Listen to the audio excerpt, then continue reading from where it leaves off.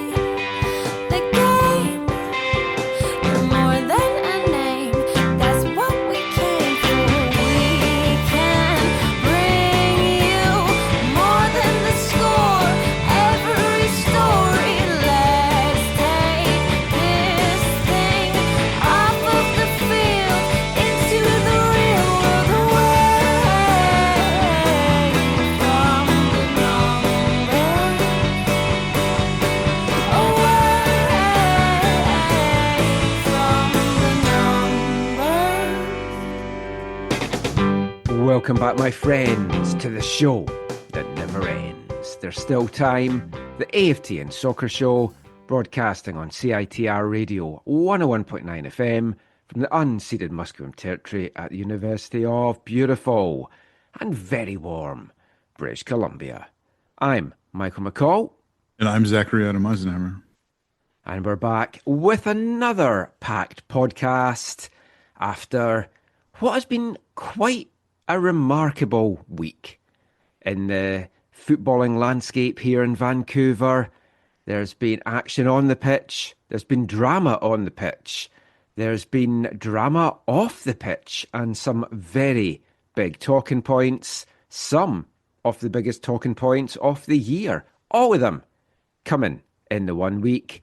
Things started off with the Whitecaps having the most representatives at the MLS All-Star Game. 4 players down in Austin, Texas for that. Thankfully, all coming back unscathed and given good performances as well along the way in the skills contest and also in the All-Star Game itself. Then the Whitecaps were finally back at home after 5 league games on the road, dominant in a 3-0 victory over Sporting Kansas City. But the Whitecaps drama was really off the pitch this past week. 2 big stories dominating Whitecaps land. Don Garber's comments at the MLS State of the League address down at the All-Star Game, where he commented about the fact that the Whitecaps stadium situation was not viable. The Whitecaps have to get a new stadium, but there's no plans to move the team from the city with them being up for sale. That obviously generated a lot of comment, a lot of column inches, a lot of podcast chat as well.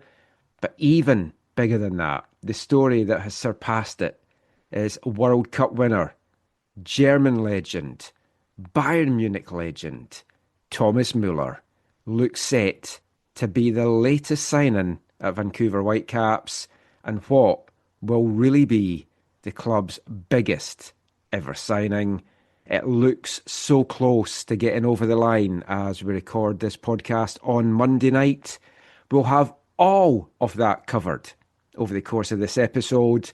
We'll also bring you our feature interview as we sit down with one of the players of the season for the Whitecaps, Sebastian Berhalter, just to chat about his summer away with the US national team at the Gold Cup, away at the All-Star Game. We'll also chat with Jesper Sorensen about Ranko Veselinovic's injury, what that might mean to the defence in this summer transfer window, and just his general thoughts on the All-Star Game and the break that the Whitecaps thankfully have coming up this weekend after a very busy period for the short-handed team as well. On top of all that, we'll talk about the other big news in Vancouver soccer circles as CPL side Vancouver FC got rid of their first ever head coach, the Iranian Afshin Ghotbi, and he has been replaced on an interim basis for now by a Whitecaps legend, former captain Martin Nash. We'll bring you some audio from Marty's first ever presser as VFC head coach with Zach and some other media. So a lot to get into over the course of the show. We'll have some fun segments, some good music along the way as well. Before we get into all of that though, Zach, how has your week been? Yeah, another full week. Lots going on in life, in work, in family, in football. It's been Certainly in really, really football. good. Yeah. I've had a super busy week myself, most of it revolving around League One BC. It wrapped up the 2025 season this past weekend, and talk about dramatic. But yeah, the League One BC, I was heading off to Kamloops on Friday. TSS Rovers just needed to win against Kamloops United to win back-to-back League One BC titles to move on to represent League One BC in next year's Canadian Championship for the fourth straight season. They led 1-0. They got pulled back to 1-1. They had a man sent off. Incidentally, the wrong player from the tackle, which I also don't think was a dog so, from the simple fact that there were two players back for the tackle, hence the mix-up and the wrong player getting sent off. But then, as they pushed for the winner that would see them hit the dizzy heights of champions once again, they hit the crossbar. They had so many close calls. There was some fantastic saves from Kamloops keeper Logan Pearce. Conceded in the 84th minute, and it looked like their title hopes were dashed because all Langley United needed to do was go to Thunderbird Stadium against a very young Whitecaps side on Saturday afternoon. 3 15-year-olds starting for the Whitecaps, 3 16-year-olds starting for the Whitecaps, one player at 23, everyone else 20 or under. And they took the lead. 2 minutes later, they were pegged back. Into the second half, the Whitecaps took the lead. Langley levelled on the hour mark, and it was 2-2 going into stoppage time. 94th minute, Michael Jagby going into the box. For me, threw himself to the ground. Referee bought it, pointed to the spot. Last kick of the game, last kick of the season. Amir Gassemi buries the penalty, and Langley United are your 2025 League One BC champions. I've got to be honest, for me, they've been the best team over the course of the season. I think they deserve the title. They've had a great inaugural season in what is a historic anniversary year for them as well. 100 years of football out in Langley, and they will be very fitting representatives for League One BC in next year's Canadian Championship. Huge congratulations to Azad Palani, all of his team. We'll have an extra podcast out later this week, as I mentioned, and we'll cover more about the League One BC titles on both the men and the women's side. I've got some interviews, some audio to bring you around those as well. And we'll also talk a little bit more VFC and the managerial turnaround in that podcast and throw in some Whitecap stuff. But that was my busy weekend. That's just been a fantastic week of football. Fantastic lot of news on and off the pitch. So I think without any further ado, Zach, let's just get into it all just now. We're going to kick things off in the first three parts by talking Whitecaps. And in this part, we're going to look at their most recent game, their homecoming to BC Place. After 5 league matches on the road, the Whitecaps took on Sporting Kansas City on Saturday night, and they were dominant in the match. KC didn't even have a shot on target in the first half. Excellent performance. Caps 2-0 up at half-time. Maybe eased up a little bit in the second half, partly with Andres Kubis going off with an injury. Precautionary, but we'll come to that in a little bit as well. But yeah, it was just a very assured, a very dominant performance, a deserved 3-0 victory, and one that saw them still nipping at the heels of San Diego at the top of the table. We'll get into the game in a sec. Just what were your just general thoughts about the win at the weekend for the Caps and just their overall performance in the game? Yeah, it was like a dominant performance. I think this is not your dad's Sporting Kansas City, or I guess you could say Peter Vermees Kansas City, not of. Well, it's a bit like Peter Vermees' Kansas City from towards the end. The very end, but you know the pinnacle, Pete Vermees, Kansas City side. But no, I mean the Whitecaps, yeah, they were dominant. They were they were totally in control. Like there was there's not moments, not many moments where I thought, oh, okay, things could go against them. I think that's the kind of performance they needed. I think that's the kind of obviously when they needed to get back to winning. And yeah, I think it shows kind of they've had some difficulties, you could say, I guess, since the champions, the CONCACAF Champions Cup defeat, and I think this helps sets them up to kind of get back to the top, right? Like they're second in the table last I checked. Although there's Yes. been some other games, Yes. and so I think fourth or fifth overall in the Supporter Shield standing. So like, yeah, this is what they needed, and yeah, I like you. I did think because I think I saw you tweet about this after the game. I did think that second half was going to have a lot more goals, Yeah. but that's being picky, I think. Yeah, I mean, they did what they needed to do. KC did look a pretty poor side, and yeah, I mean, you still got to beat them. They went out, and at no point did you feel they were under threat, and that's what you want. So it was dominant, and Kansas City, they huffed, they puffed, they didn't really test Yohei Takaoka until the second half. Manuel Sabe opened the scoring in the 35th minute. And the Caps had been knocking at the door by that point. That felt the goal was coming, and it was a great move. Jaden Nelson, who was causing lots of problems on the wing for the whole game, got a nice little touch inside from JC and Gando. Played a dangerous ball across the face of goal to the back post, sliding in.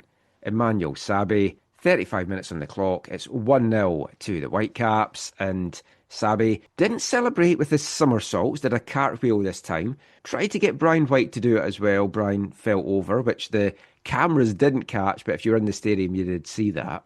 And I think once that first goal went in, felt like it was just an inevitable result after that. 2 minutes before half time, after a couple of close calls, the Caps got their second goal. JC and Gando. Once again, Jaden Nelson involved in the thick of the action. Sends a great cross in from the left. Sebastian Berhalter runs in. A weird kind of header from Seba. It's blocked. The rebound falls to Ngando and he drills it low past Poolskamp into the far corner. It's 2-0 Caps, and at that point, you already felt it was game over. And I genuinely thought the Whitecaps were going to put up maybe another 3-4 goals in the second half, just the way they were playing. But as mentioned, Andrews Kubis went off at half-time, precautionary for a groin tightness. Ralph Priso came on, and the midfield kind of dipped a little bit. They played more on the back foot. They weren't really being as attack-minded. Brian White thought he'd put the Whitecaps 3-0 up in the 68th minute, tucking away a nice ball in from Ediero Campo, but he had just strayed offside. And when you see the replays back, it's so... I mean, he is off, but it's like, it's just so tight. A second earlier, although I'm not sure Eddie Eyre could have got the ball to where he did a second earlier, and it would have been 3-0. Yohei Takaoka had his first real save to make in anger just moments later, superbly turning away an Ndenby shot onto the bar and out. And, I mean, after that, like the goal-scoring opportunities, they started to die down as the minutes ticked away. Nelson had really wanted to get on the score sheet so much it felt he was just pushing really hard for the goal. But eventually came in the 87th minute. Sebastian Berhalter played a corner short to Jeevan Badwal, who'd come on as a second-half sub, gets the return pass, then floats a lovely cross into the 6-yard box. Matthias Laborda rises above everyone, heads home. It's game over, nearly 4 towards the end as Daniel Rios, who just seems snake-bitten. Brilliant shot, took it well, and Poolskamp comes up with a superb save. So 3-0 to the Whitecaps, workmanlike performance from them. Certainly not perfect, but it did kind of feel, Zach, as if they maybe had their swagger back a little bit.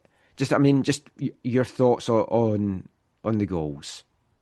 I know you're already talking about, but that opening goal was a real quality. When I first saw it, I thought, "Oh, this is clearly offside," and then I watched it back, like, "Oh no, this is not. It's a That's the kind of goal I like when I they did kind as of, well. I was like, oh, I think that's going to get called back. And then you see it and yeah, it's like, oh no, he like times yeah, that perfectly. And yeah. When the you have little go one, layoff from Ngando was like sweet.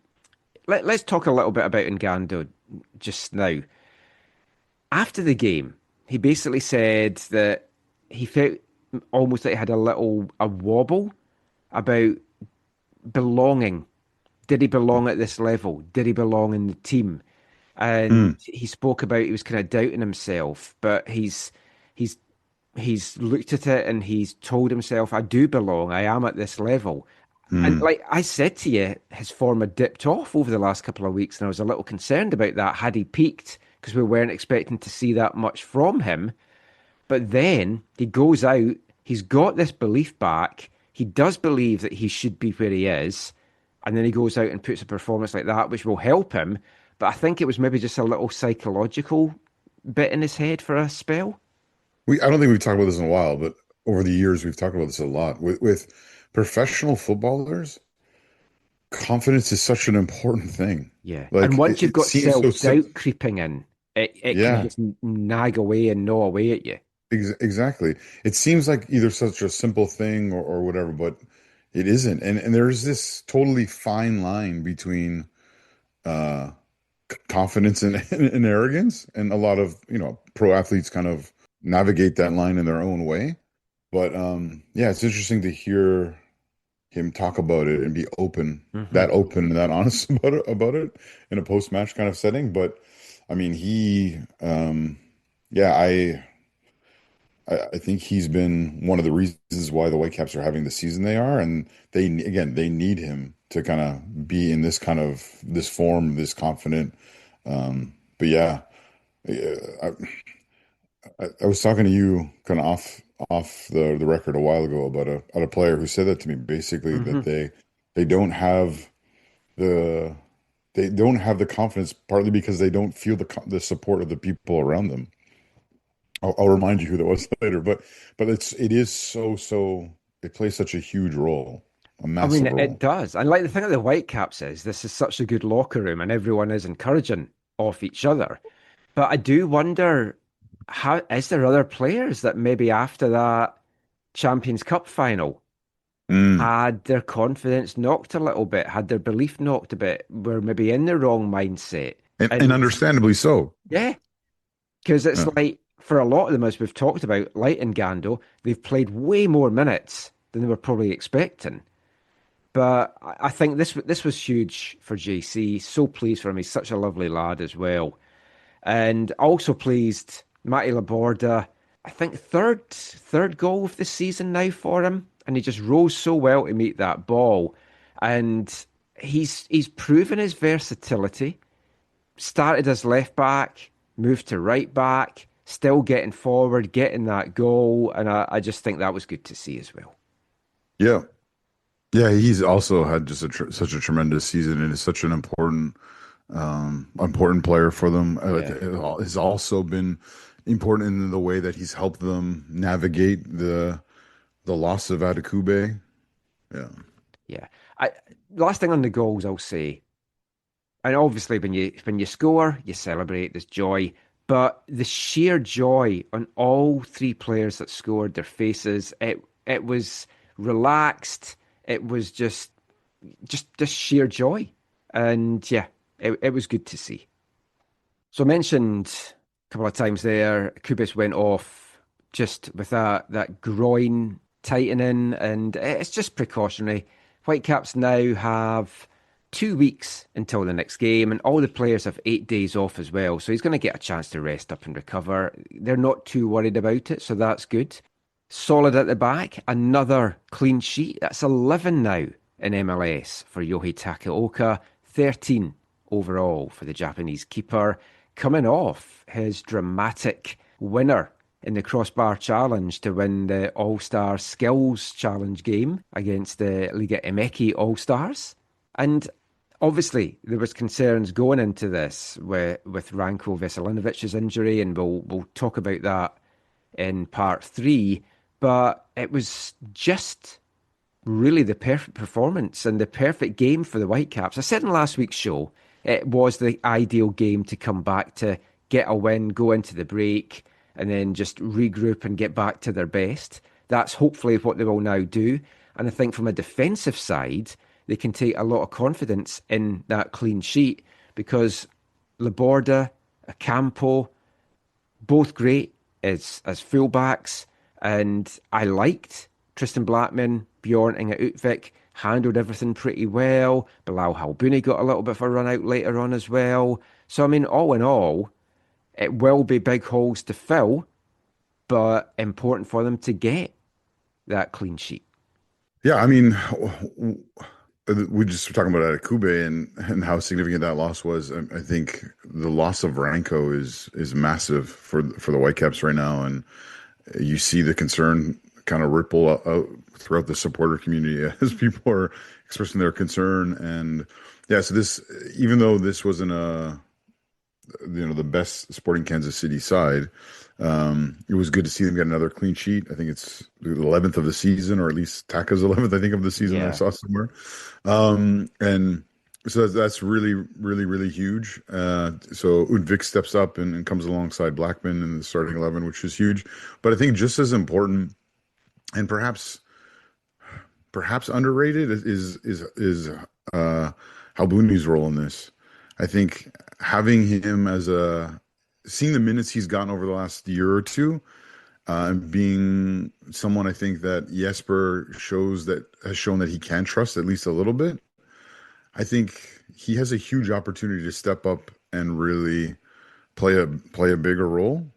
The question is, does Jesper trust him that much, or are they going to do something else to kind of fill the gap or help them? I think they definitely will be. We'll talk a little bit about that in part 3. But for Halbouni, he's had run-outs now in the last 2 games. And the thing is, Jesper hasn't really had a chance to see that much of him. So, I mean, I know it was just a couple of minutes and stoppage time in this one, but I like how he gets forward. He was very confident with Utvik when he came on against San Diego. Mm-hmm. And he just needs to get some minutes under his belt, I think, as well. But, I mean, it is short. Obviously, Laborda can play centre-back as well at a push, but, I mean, it's not ideal. But as we'll talk about when we get to that in part 3, there's no point bringing lots of players in either, and then there's not going to be minutes for them when everyone's healthy. But, yeah. But yeah, maybe we'll talk about this more then. But, like, when it comes to Halbouni himself, like, are you torn a little bit, Michael? Because I think this is an opportunity to elevate a player and help him find his level and find it maybe he's actually even at a higher level than he thought by bringing him into this side in this moment, as opposed to going out and, getting what's the ice hockey term, like a rental, to see if they can go the furthest they've ever gone in the playoffs, right? So I think the fans are torn between those two things. Like, do we want to see a guy who, like, is kind of like one of us, kind of make a bigger breakthrough, or do we want that silverware? So I guess for most people that's probably a simple question, a simple answer, and they want the silverware. Yeah, but that said, I'm not overly concerned with those 3. I think they're excellent. Yeah, which is again comforting. Yeah, and I haven't probably seen enough of Bilal Halbouni to really say this, but I think he's a better potential centre-back than Bjorn. Bjorn's great when he's good, but he does have the odd wobble. But then you look at Ranko when he first came here, and he was the same. And then it's just the last couple of seasons he's found that confidence, and he's the leader. And for me, deserved even an All-Star nod. But you're not going to send 2 centre-backs from the same team to the All-Star. But I'm sure some team has had that in the MLS All-Star game in the past. Well, yeah, but there's more teams now too. But yeah, we'll talk about more about that in part 3. So the win sees the Whitecaps still in second, 1 point behind San Diego at the top of the West. So we'll kind of just have a little look around the lie of the land in MLS West and the Supporter Shield race now as we get into this Leagues Cup break that is coming up. So an important win for the Whitecaps on Saturday, a win that kept them in second place in the MLS Western Conference, moving up to 45 points from their 24 matches played, 10 games remaining, and they sit 1 point behind San Diego, who still lead the way. Whitecaps, of course, though, do have a game in hand on the new expansion side. Whitecaps also sitting right now in 5th place in the race for the Supporters' Shield, although joint 3rd if you look at it in terms of points per game, but they do have that game in hand over the 4 teams above them. In the Supporters' Shield race, San Diego are 4th, Nashville are 3rd, Cincinnati are 2nd, and Philadelphia are leading the way on 50 points from there. 25 games played, averaging 2 points per game. Whitecaps at the moment averaging 1.88 from their 13 wins, 6 draws and 5 defeats so far. And it was another fairly good weekend set of results for the Whitecaps as well, outside of their own big victory. Action for the Western teams started off on Friday night. Crazily, just 2 days after the All-Star game, Dallas lost a barn burner at home 4-3 to NYCFC. San Diego also in action on Friday night, coming away with a big and an impressive 1-0 win over hotly fancied Nashville. Chucky Lozano getting the only goal of the game in the 53rd minute. Anders Dreyer thought he'd made it 2-0 9 minutes into stoppage time, but that goal was called back. And it was a game I was hoping Nashville would at least take something from. I genuinely fancied them to take something from it. Unfortunately, they didn't. The other game on Friday night, the all-Western Conference match-up between LAFC and Portland, and LAFC fallen to another defeat, dropping more points thanks to Portland's goal from Paredes right on the stroke of half-time. So it was a big 1-0 win for the Timbers, a big 3 points for them. The action continued into Saturday. Austin came away with the win 4-2 at DC United. Seattle went to Atlanta and dropped a couple of points there. Atlanta not in the best of forms just now. I thought Seattle could go there, could get the 3 points, and they thought they had it. Atlanta took the lead, a Yamar own goal 7 minutes in. De La Vega tied things up for Seattle in the 54th minute, and they thought they had won it when De Rosario put them 2-1 up 5 minutes into stoppage time. Atlanta had different ideas though, and Alexei Miranchuk came up with a dramatic 99th minute leveller. Atlanta's been getting quite a few late goals, but that was 2 points dropped for Seattle. I guess when you go on the road you can say it's a point gain, but when you're leading with that late goal, you've got to feel at the end that was 2 points dropped. Minnesota, I also thought were going to drop some points on Saturday. They trailed 1-0 to a Lewin penalty 36 minutes in for St. Louis. St. Louis at home in this one. And it was a tale of penalties because Yeboah ended up getting a pair of penalties, one in the 75th minute, one in the 90th minute, and St. Louis went down to 10 men when Durkin got sent off in the 73rd minute, and that is what basically let Minnesota back into the game, and then the 11v10 Loons went on to get that dramatic late winner, another 2-1 victory for Minnesota. If they could have dropped points there, again, that would have been absolutely fantastic for the Whitecaps. It had temporarily moved Minnesota up to second place in the West, so that kind of made Vancouver taking on KC all the more pivotal that they got the win in that, and of course they did.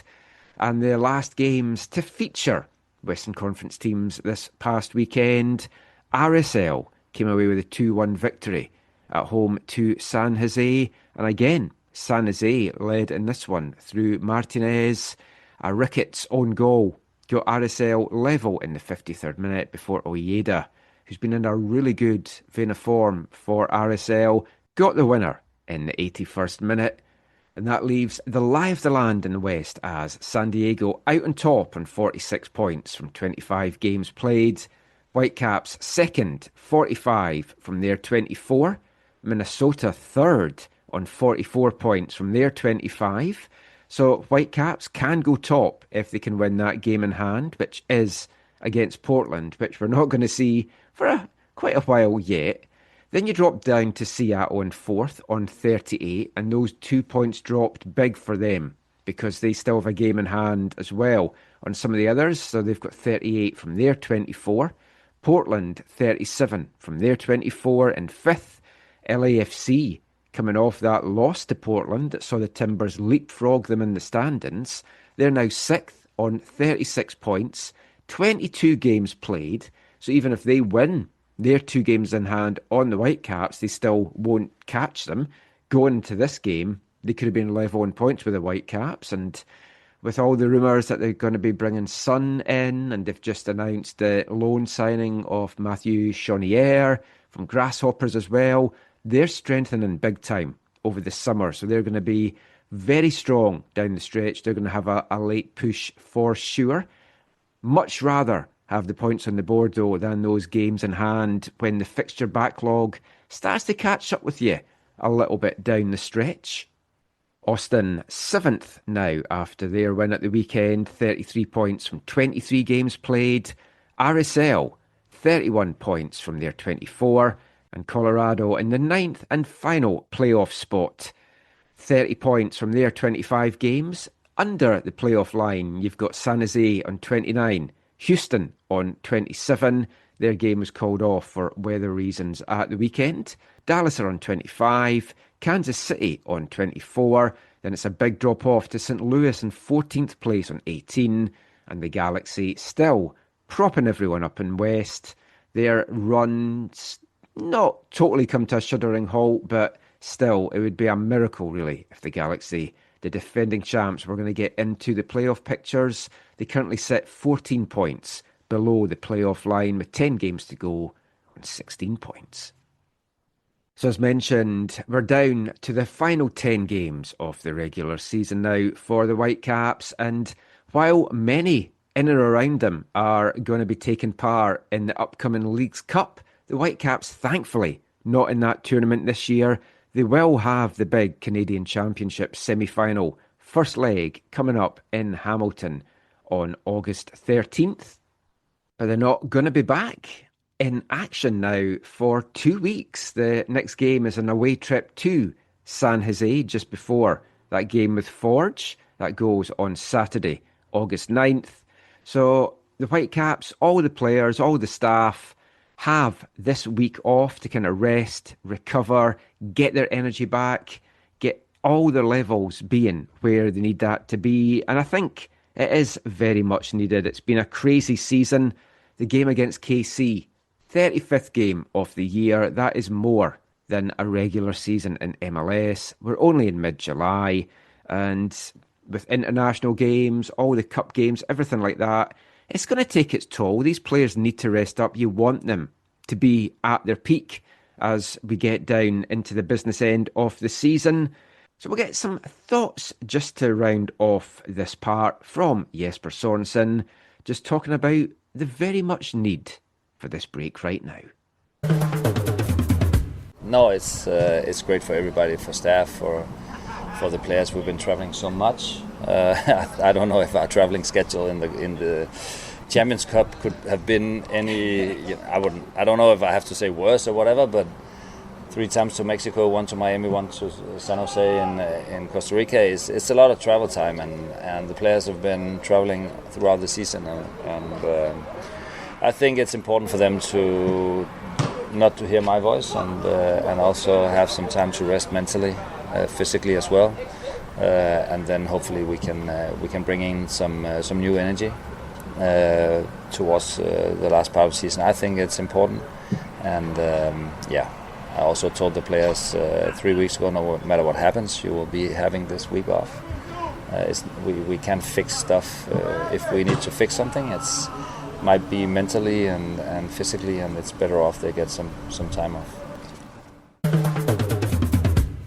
The gaffer there just talking about the upcoming break.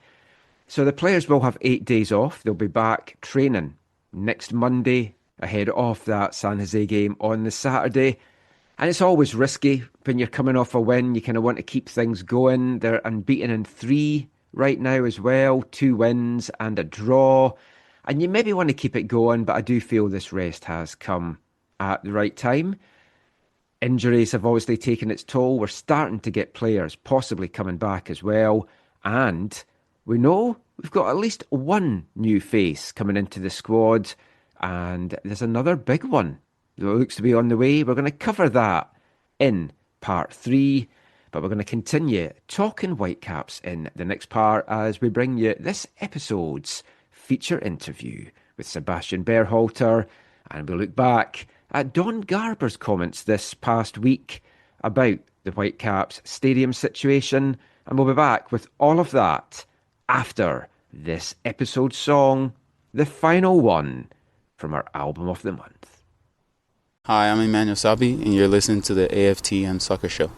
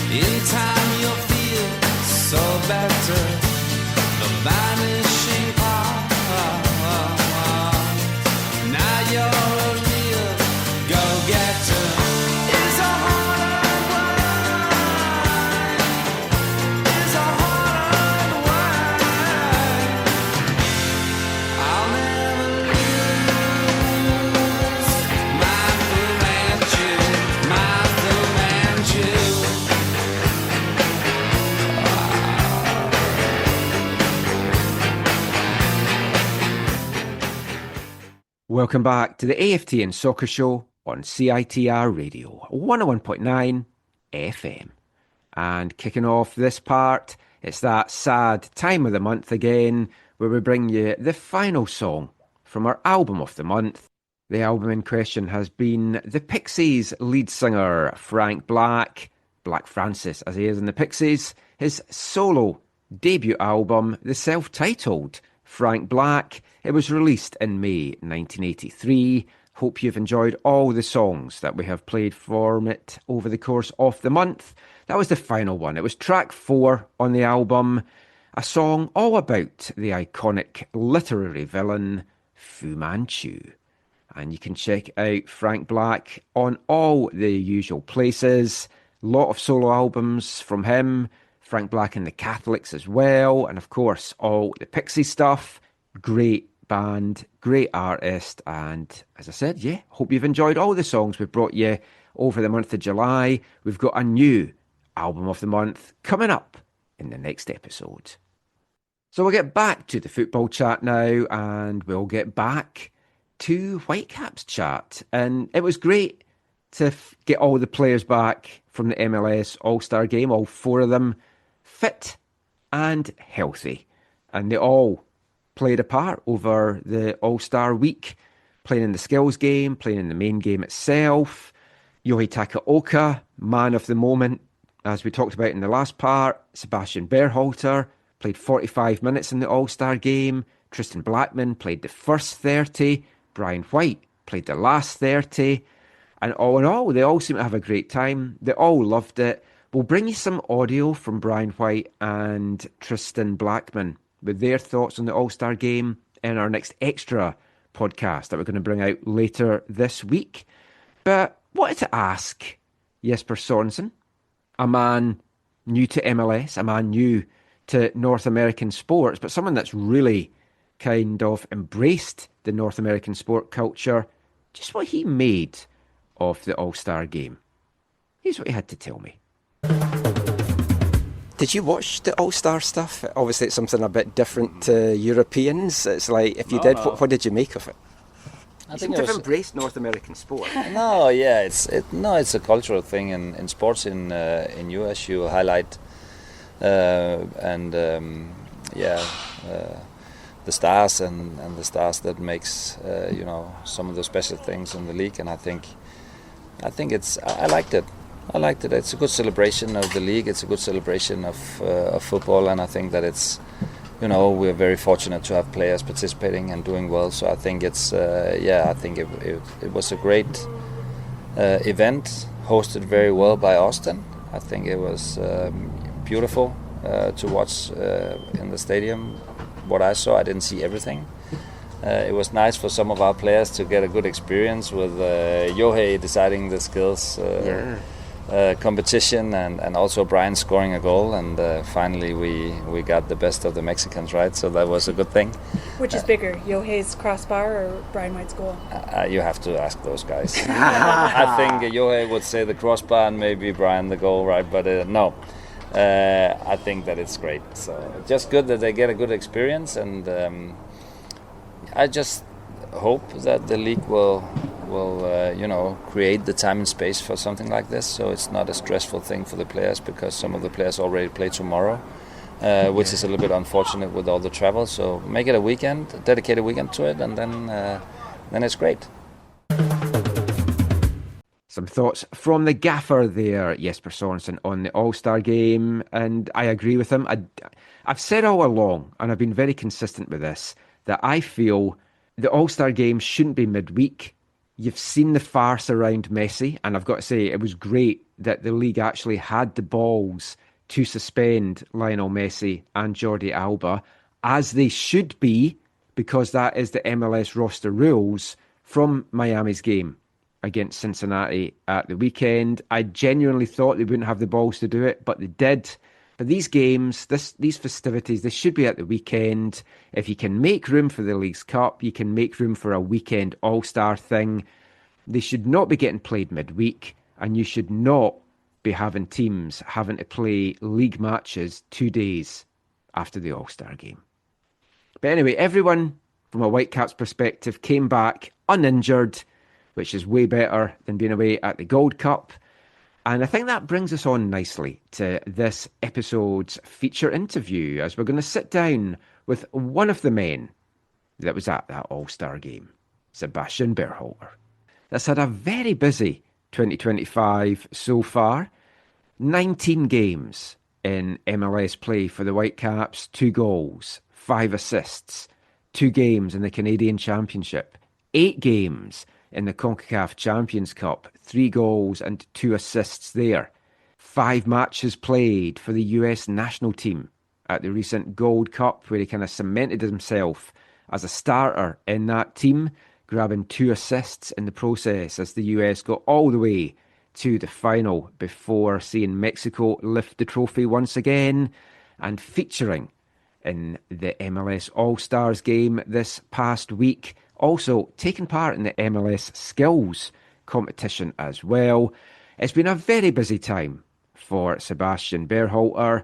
Turned 24 in May as well, so he's had a busy first half of the year, and it's a guy that I've loved watching his progression here at the Whitecaps over the last couple of years. He's really developed into the player that many folk thought he could be, many folk hoped he could be, and this has definitely been a career year for him. He seems to have just a new-found swagger, for want of a better word, under Jesper Sorensen.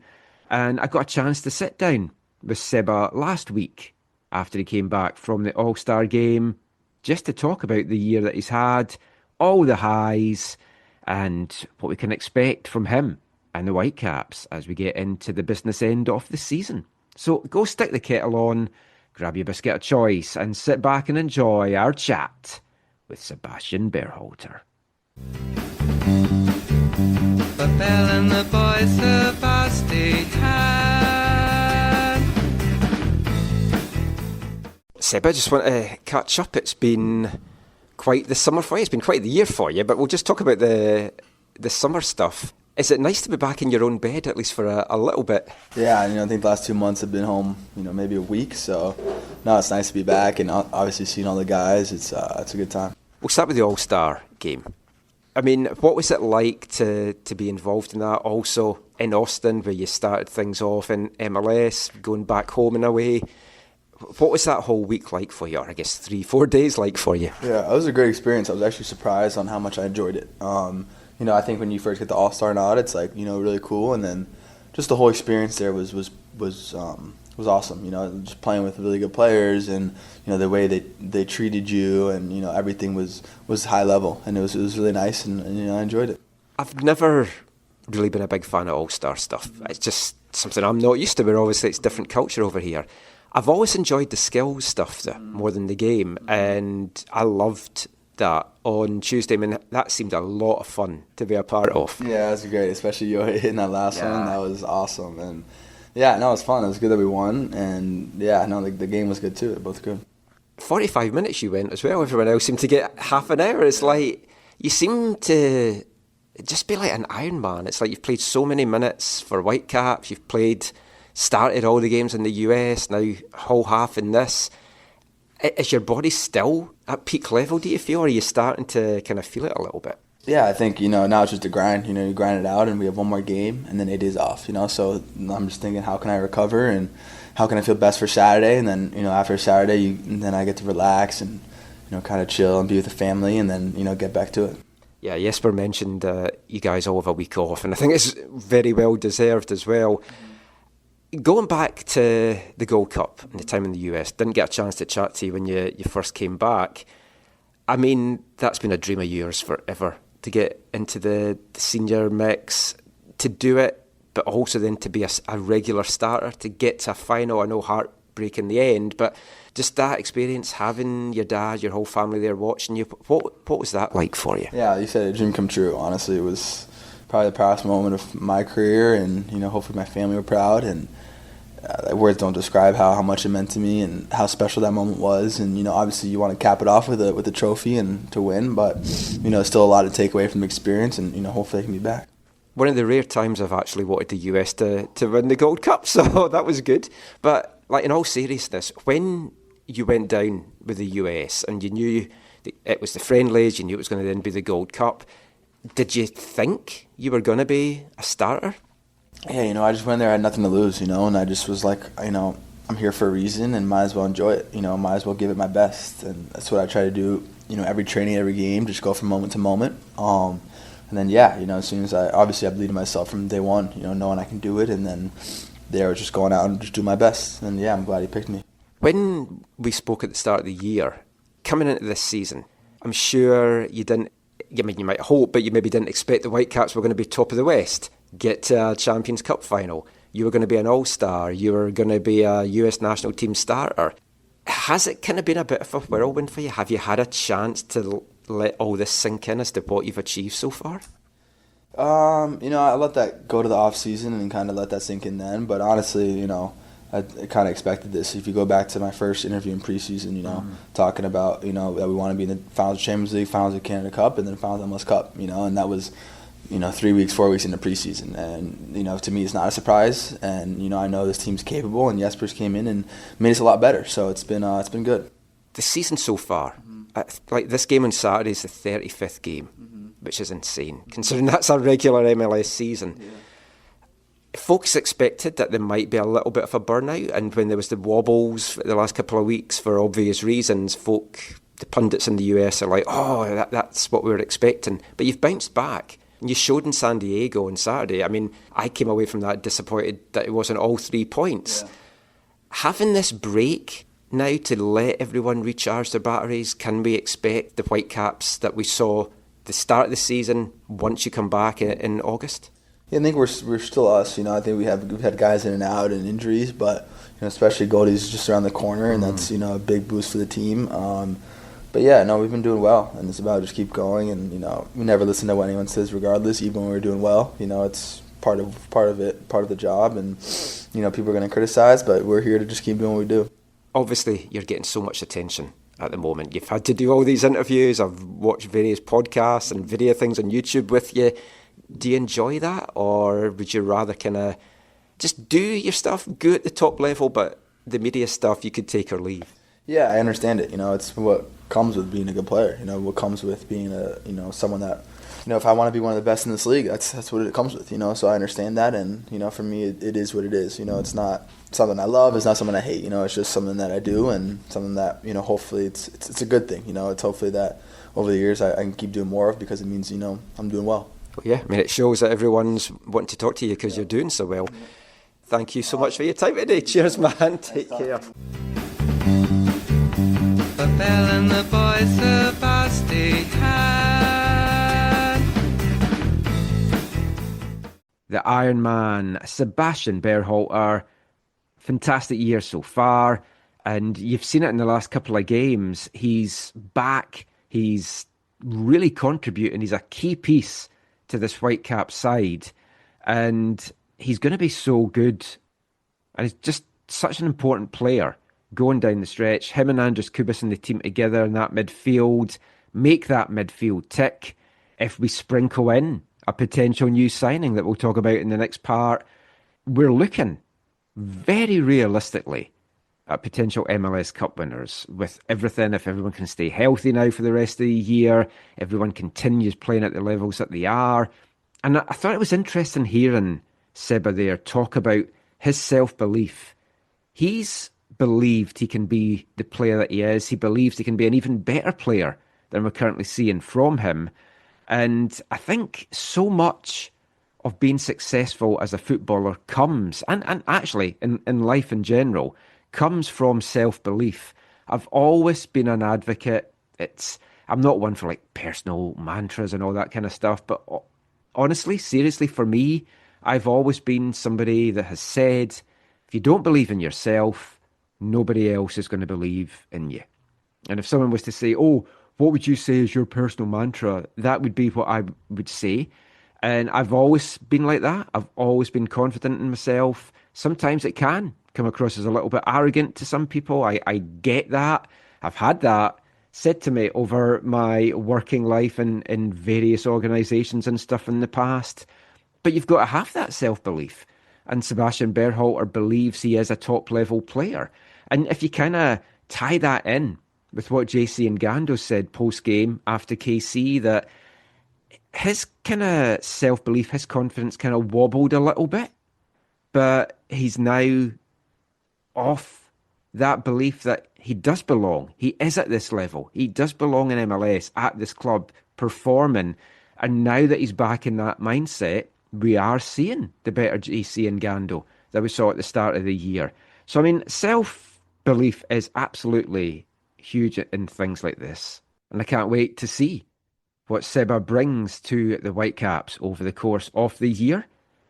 Now, when I was speaking to Seba, I thought, I'm going to persevere with this section that we've played a couple of times in the show, that I have admitted maybe isn't quite working, but much like Vanni Sartini and his man-marking system, just because it feels that something's not working, why give up on it? It might come good. Now, I don't think it did for Vanni with the man-marking with the Whitecaps, but I think finally we've got this section working. As we find out, is Sebastian Berhalter a milkshake man?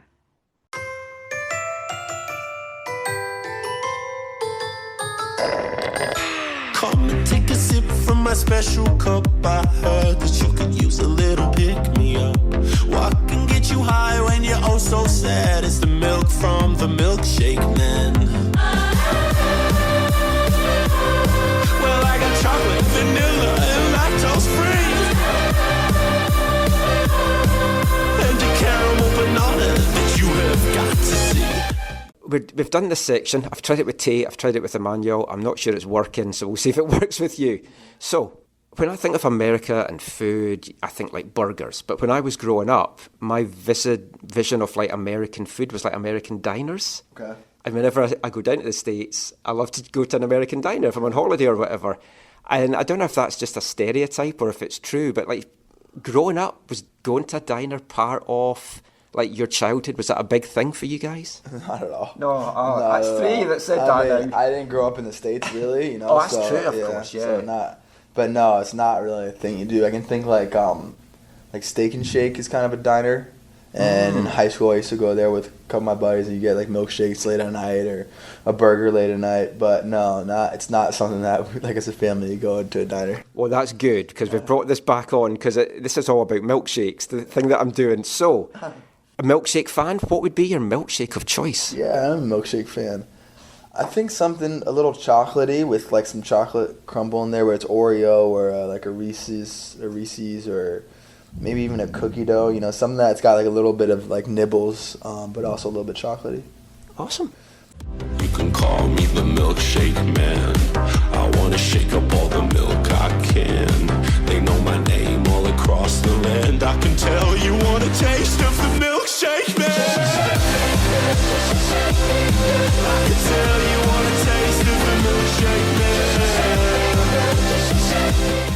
Sebastian Berhalter talking milkshakes. I've got to say, I think that worked.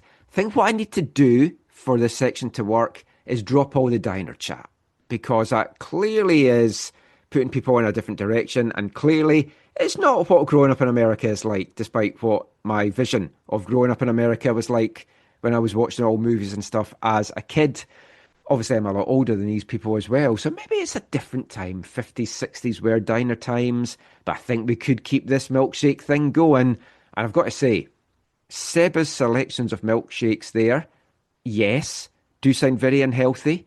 Yes, do sound like you could be in a sugar-induced coma, but they also sound very delicious and definitely put me in the mood for a milkshake.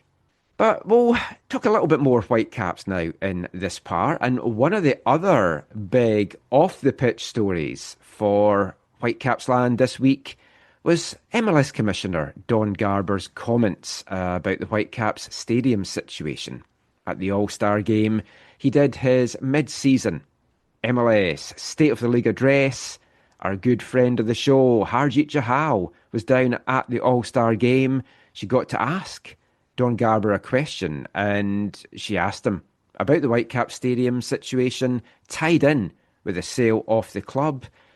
And I think it's fair to say that Garber's comments raised quite the stir or two back here in Vancouver. Let's hear what you had to say about that, and then we'll delve into some of those comments.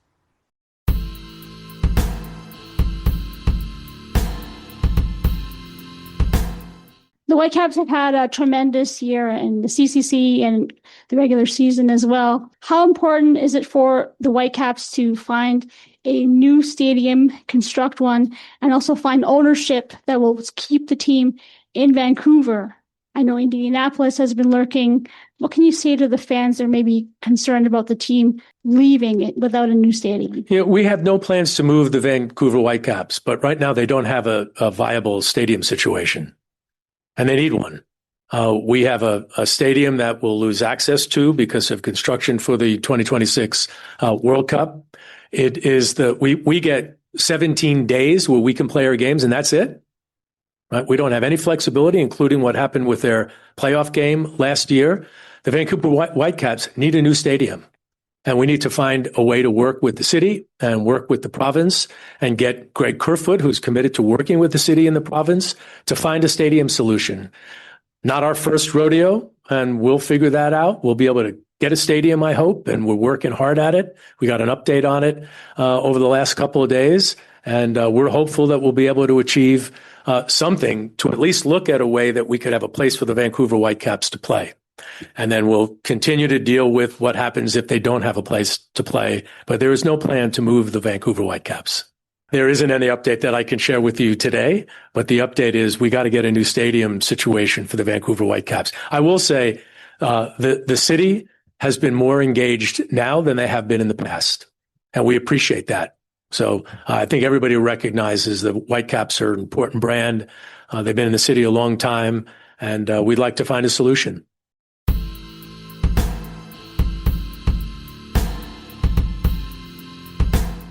So Don Garber there, Zach, saying we have no plans to move the Vancouver Whitecaps, but right now they don't have a viable stadium situation and they need one. Now, he talked about the fact that MLS will lose access to the stadium because of construction for the 2026 World Cup. We'll come at that in a sec. Now, he said we get 17 games where we can play our games in the stadium and that's it. That the Whitecaps in the league don't have any flexibility because of the other bookings in the stadium, and that the Whitecaps need a new stadium and that everyone has to work together, the league, the club, the owners, the city, the province, to find a stadium solution. Now, Garber says the city has been more engaged now than they have been in the past with regards to the stadium. And I've got to say, I think the Whitecaps, little vibes I was getting this week, is they just want this story to disappear out of the news cycles right now. And BC Place himself pushed back on what Don Garber said. He said, in a statement released to Post Media on Friday, BC Place officials said, the statement from Major League Soccer Commissioner that the Whitecaps only receive 17 days to play matches at BC Place is a misrepresentation of how many days are made available to the organisation. According to BC Place, on average, more than 40 days are made available each season to the Whitecaps. And in a statement on Thursday, the Whitecaps reiterated that they continue to talk with the City of Vancouver about building a Soccer Pacific Stadium on the grounds of the P&E at Hastings Park, saying that they are progressing with discussions with the city and taking all the necessary actions to move the process forward, acknowledging that it is a complex undertaking that can take considerable time. And they said, our objective is to continue to move the project forward as quickly as possible, working with the city, the province and MLS. And at this time, the club has no further updates to share on the conversations with the city. And the City of Vancouver themselves say that they're exploring all feasible options, but can't talk about anything in regards to that just now. So just your thoughts on all of that, first of all, Zach. This is so weird. Like, there's so many variables in all of this. And there's so many, from all of us, there's so many unknowns here. Mm-hmm. It's hard to see how this puzzle comes together. Well, what I would say is I don't think Garber's... Not been the first time you've said that this week, though. That's absolutely. That's the next part. We'll get to that. Garber's comments just once again aren't helpful. He was really animated. He almost was angry. He was very perturbed. Yeah. How hard does that to you? Yeah. Shout out to her. Yes. Like she was actually going to come on the show this week. We're going to do some stuff with her about her trip to the All-Star. But it's like, yeah, I'm sorry, Ha. There's been some bigger news that's kind of overtaken you now. We'll get you on another show soon. No, it's weird, and it was. I mean, some of the stuff he said, I think just the way he said it was foolish. Like everyone knows that BC Place doesn't only offer the Whitecaps 17 dates to choose from, right? Like there are dates now. The BC Place rebuttal of, "Oh, we give them 40 dates," I don't think is really helpful for their side either. No, because it still doesn't sound a lot. No, but this is the thing. Like folk don't get why Garber said this, and they don't see what's wrong with BC Place. But this does show what part of the problem is. And I think a lot of the things that's pissed him off in particular, and one of the big things that really pissed him off, was the fact of the playoff game having to get moved, because it's embarrassing for the league. Yeah. and it put them in a difficult position. And But yeah. it isn't like the stadium is ideal because it's downtown. It's by a SkyTrain station. It's got all the things around it you could want: restaurants, pubs. It's in a nice area of the city, picturesque if you walk past Falls Creek, everything like that. And I do get why folk would be like, well, we've got a great stadium. Why on earth do they need something else? But when you're not and see, this is the thing. I think Garber's comments, they weren't misconstrued. He just didn't elaborate enough as to what he was talking about. Yeah, that's fair. And what he's meaning, and it was clear what he was meaning, is the Whitecaps don't have first choice of the dates because it's a multi-use venue. Yeah, and you got to think that for Garber, the play is he's trying to help them get a better deal, a better stadium, whatever. But again, because we don't fully know what's going on in the background in terms of the clubs for sale, who's buying them, is someone buying them, are they local, do they want to keep them in Vancouver, do they want to move them to some other place, which Garber says no to, Yeah, right? he said definitely not happening. Yeah, which But then you also don't know, because there are negotiations clearly happening, and the city might try and put something through on the fly without being too much outrage, and then stuff like this just brings more attention to the situation. yeah, yeah. I think It's a really difficult one, and it's one of these ones, I think, Michael, you and I and lots of others who are interested in all this, they will, I don't know how many years down the road it will be, but a number of months or years down the road, we won't be able to fully evaluate this until we see what was really going on, what was trying to happen, and where things all landed, which is going to tie into other stuff we talk about. Yeah. But also, as well, like you say, it could be a couple of years. Like, a new stadium is not going to be thrown up anytime soon.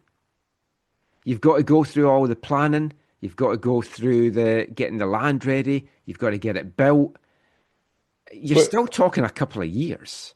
And one of the simple questions, and maybe you already answered it and I wasn't listening, but so what happens at the end of the season? Well, right? yes. Were we talking about that? Yeah, no, we haven't. But Okay. I mean, we've mentioned it before. So the Whitecaps deal's up at the end of the year. So that's not going to be an issue. BC Place will sign a short-term agreement with them. They're happy to have them as tenants, etc., etc. So is this sort of like, Mike, I have a contract on my cell phone. It runs out. I can keep going monthly at the same rate I was going before. Is it kind of like that, maybe? Kinda, yeah. Okay. Or they might say, no, you need to sign another 1 or 2 year deal and it's going to be on these terms. But they know, BC Place know they hold all the cards because there's nowhere else for them to play. Unless they suddenly go and put tons of bleachers up round Swan Guard, which is not going to happen. But one of the other things that Garber said, and this has gone under the radar, and I had my hand up to ask a question on Zoom, but they hardly took any questions on Zoom. And whenever they go to Zoom, they don't go to Canadian people anyway. But something he said that hasn't been pushed on, and next time I speak to Axel, and we've got a chat with Axel coming up over the next week or so anyway, which was just our kind of mid-year chat that we do with him anyway. But Garber said that they'll lose access because of construction ahead of the World Cup. So what does that mean? I wanted to push back on that. Does that mean they're going to be on the road for ages before the World Cup? Are they going to have a temporary home like when they were in RSL? I mean, part of that could be he could in part be at least referring to the pitch. Yeah, I mean, the pitch has got to go in, but they are doing, like, the press box right now is shut, so the media's all in a different area. Yeah. They're doing the suites and stuff. The underneath's been getting done, and the visiting team were showering in porta cabins, which Messi must have loved so much when he came here, and Olivier Giroud and all these big name stars. But it's like, this is what I want to ask and follow up on. Are we going to, like, we know the league's shutting down for the World Cup break, which bizarrely no one asked him about. That was another thing I was hoping to maybe ask if no one had asked. What are the league's plans for next year to capitalise on the World Cup? He said they're not going to play, but how do you capitalise on it? And what is the season going to look like before and after? Because we, like in a future show, we'll talk about the whole potential winter schedule switch, which definitely seems to be happening. But it's officially they postponed that, right? They had a discussion at the All Stars get together, but it wasn't voted on because more discussions have to take place. Oh, okay. I thought I'd heard that they had officially pushed it, so it was not going to happen prior to the World Cup. Oh no, that is definite. Yeah. Okay. It would not be happening until at least 2027. Yeah. Because they're concerned about weatherproofing certain stadiums. Yeah. And that in itself is a big challenge. But then, like here, we've got a weatherproof stadium in BC Place. We move to a new stadium. It's not going to be as weatherproof, but our winters are not horrendous, but there is a lot of rain, which can make for miserableness if you haven't got cover for the fans, which I would hope they do, but that's a discussion for another day. But yeah, I am genuinely concerned. Will we have home games here before the World Cup? Will they have to play all the games on the road, or will they have to find a temporary home? I know we've talked about this before, I think, but there will be no Canada games here. Yeah. In the lead up to the World Cup. Yeah. I don't know for how many months out that is, but don't expect there's like send-off games or pre-tournament games. They will not be here. There's some in Montreal. One will be Montreal and one will be somewhere else. Oh, teasing. But yeah, I mean, it's a lot of interesting stuff about the stadium. And when that happened on Wednesday, you thought, wow, that's going to be the big off-the-pitch news story for the Whitecaps for us to chat about in the next show. There's nothing else to talk about, is there, Michael? No, that's it. Thanks for listening, everyone. No, we do have the biggest story to come. So, of course, I buried it in part 3. And we're going to talk transfers, comings, goings, injuries, and marquee signings. We'll be back chatting about all of that after the first of 2 Britpop songs in this episode.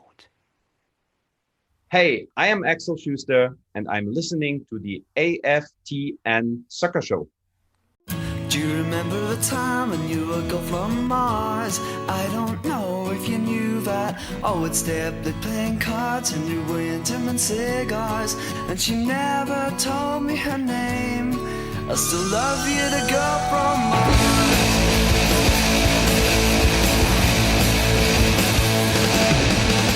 Sitting in our dreamy days by the water's edge, on a cool summer night, fireflies and stars in the sky, gentle glowing light from your cigarette. The breeze blowing softly on my face reminds me of something else, something that in my memories been misplaced. Suddenly all comes back, and as I look to the stars, I remember the time when you were gone from Mars. I don't know if you knew that. Always there playing cards and we went to cigars, but she never told me her name. I still love you to go from Mars.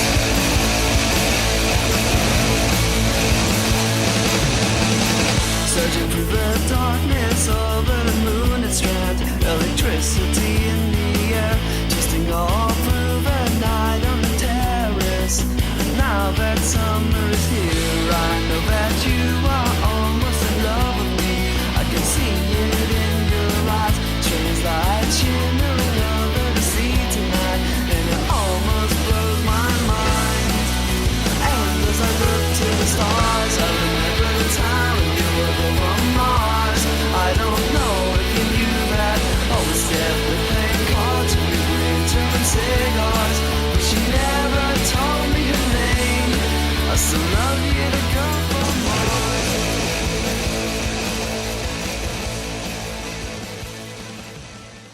Welcome back to the AFTN Soccer Show on CITR Radio 101.9 FM. And kicking off this part, it's the first of 2 Britpop songs in this episode as we continue to pay tribute to that wonderful musical era. And it's a song we've featured on the show before when the band in question, Ash from County Down in Northern Ireland, they were Artists of the Month last year. And that was their second single, released on July 31st, 1995, charting the following week. Taken from the band's debut album, 1977, it gave the band their first top 40 hit, peaking at number 11. That was Ash, Girl from Mars. We've got another Britpop song to bring you to kick off the next part, but we'll get back to the football chat now. And the MLS summer transfer window opened on Thursday. It's open for 4 weeks, and the Whitecaps have already been busy in it. And with all the rumours and murmurs that have been out in the last couple of days, they're going to be a lot busier with a big splash signing to come. We're going to talk about all of that in this part. First of all, though, there was good and bad news that came out from the Whitecaps on Tuesday. The good news was the signing that we all knew had happened. We've already talked about it on the show, so we won't go too much into it. But Peruvian midfielder winger Kenji Cabrera has joined the Whitecaps as an under-22 player initiative, coming from FBC Melgar in Peru. Born in Japan, the 22-year-old has signed with the Whitecaps as an under-22 initiative player through to the end of the 2028 season. So a really long signing for the Whitecaps. Caps also have a club option on Cabrera for 2029. He can play in the midfield, he can play as a winger, and he will join up with the squad pending the receipt of his international transfer certificate, his work visa, his work permit, and all the medical going well. And Cabrera has been highly thought of for a while in Peruvian soccer circles, hasn't featured for the senior national team, although was meant to get called up for a recent camp before an injury ruled him out for that. 9 goals and 4 assists he's had this year in 26 appearances for Melgar. He's been capped at under 20 level by Peru 14 times and was called up to Peru's senior men's national team rosters in March and June. He's a very exciting prospect and becomes the second under-22 initiative player on the Whitecaps roster, along with Colombian fullback Edier Ocampo. And we've seen how Ocampo has gone from strength to strength in recent games, recent weeks, and he's having a fantastic season. Fast becoming one of my favourite Whitecaps players. Really excited to see what Cabrera can bring to this Whitecaps side. I mean, if you've got him on the wing, and you've got him, you've got Jaden Nelson, Emmanuel Sabe, Nelson Pierre can also play out there, Ali Ahmed when he's back from injury. This is an attacking set of players that no club, no defence in MLS is going to want to go up against. So I think it's a great signing on paper. We'll have to see, obviously, how these young players from South America fit into a new country, fit into a new lifestyle, a new league. Sometimes it can take a little bit of time. Sometimes they can hit the ground running. So can't wait to see Cabrera on the pitch. I did check. He doesn't speak English, so we won't be having an interview with him anytime soon. Although we could do a translated one with Sebastian Pereira at the Whitecaps. So we'll see how that goes. So that was the good news that came out on Tuesday for the Whitecaps. Cabrera's signing. Unfortunately, though, we did get some bad news on Tuesday. We thought we had maybe avoided this and it wasn't going to be as bad as it looked. We talked about it on the last show, but it was confirmed, sadly, that Whitecaps centre-back and the man that's been wearing the captain's armband for the Caps this year in the absence of Ryan Gauld, Ranko Veselinovic, suffered an ACL tear in his left knee in the first half of the game at San Diego last Saturday. Unfortunately, it's a season-ending injury for Ranko. saw him at the game against KC on Saturday. He was coming out the elevator as I was going in. He's got his boot on and just had a very quick chat, wished him all the best. And it's heartbreaking because he's been so good this year. 32 appearances, so much of the Whitecaps, 11 clean sheets in MLS, 13 clean sheets across all competitions, have been down to that centre-back partnership between Ranko Veselinovic and Tristan Blackman. The two of them are very good friends off the park. They have been so good together on the park. Yohei Takaoka, having those two guys ahead of him, has led to him having all those clean sheets as well. Whoever ends up playing the full-back positions just seems to complement the two of those as well. And, I mean, there's no getting away from it. The loss of Ranko is absolutely massive for the Whitecaps, described by Axel Schuster as a true cornerstone for them this season, and that's been true. And I said in last week's show, it looked like he was in tears when he went down, so it felt like he maybe knew he had done it, tried to run it off, it wasn't obviously possible. And just to echo again Axel's words, genuinely heartbreaking, because he's been so good. It would have been fantastic to see him in this top team going into the stretch, but we wish Ranko all the very best in his rehab and hope to see him back on the pitch soon.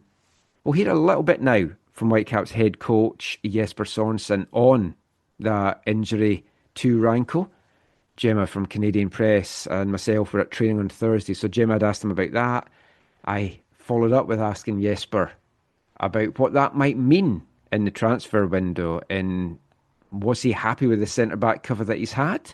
Here's what he had to tell us. You've also lost a pretty key piece of your team here in Ranko. Yeah, it's of course horrible for Ranko, and it's I feel we all feel with him and for him, because it's getting an ACL rupture is very bad.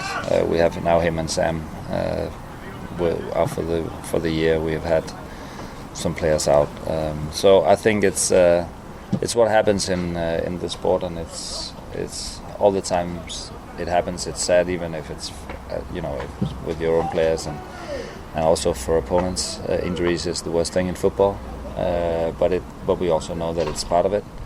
Ranko is doing okay.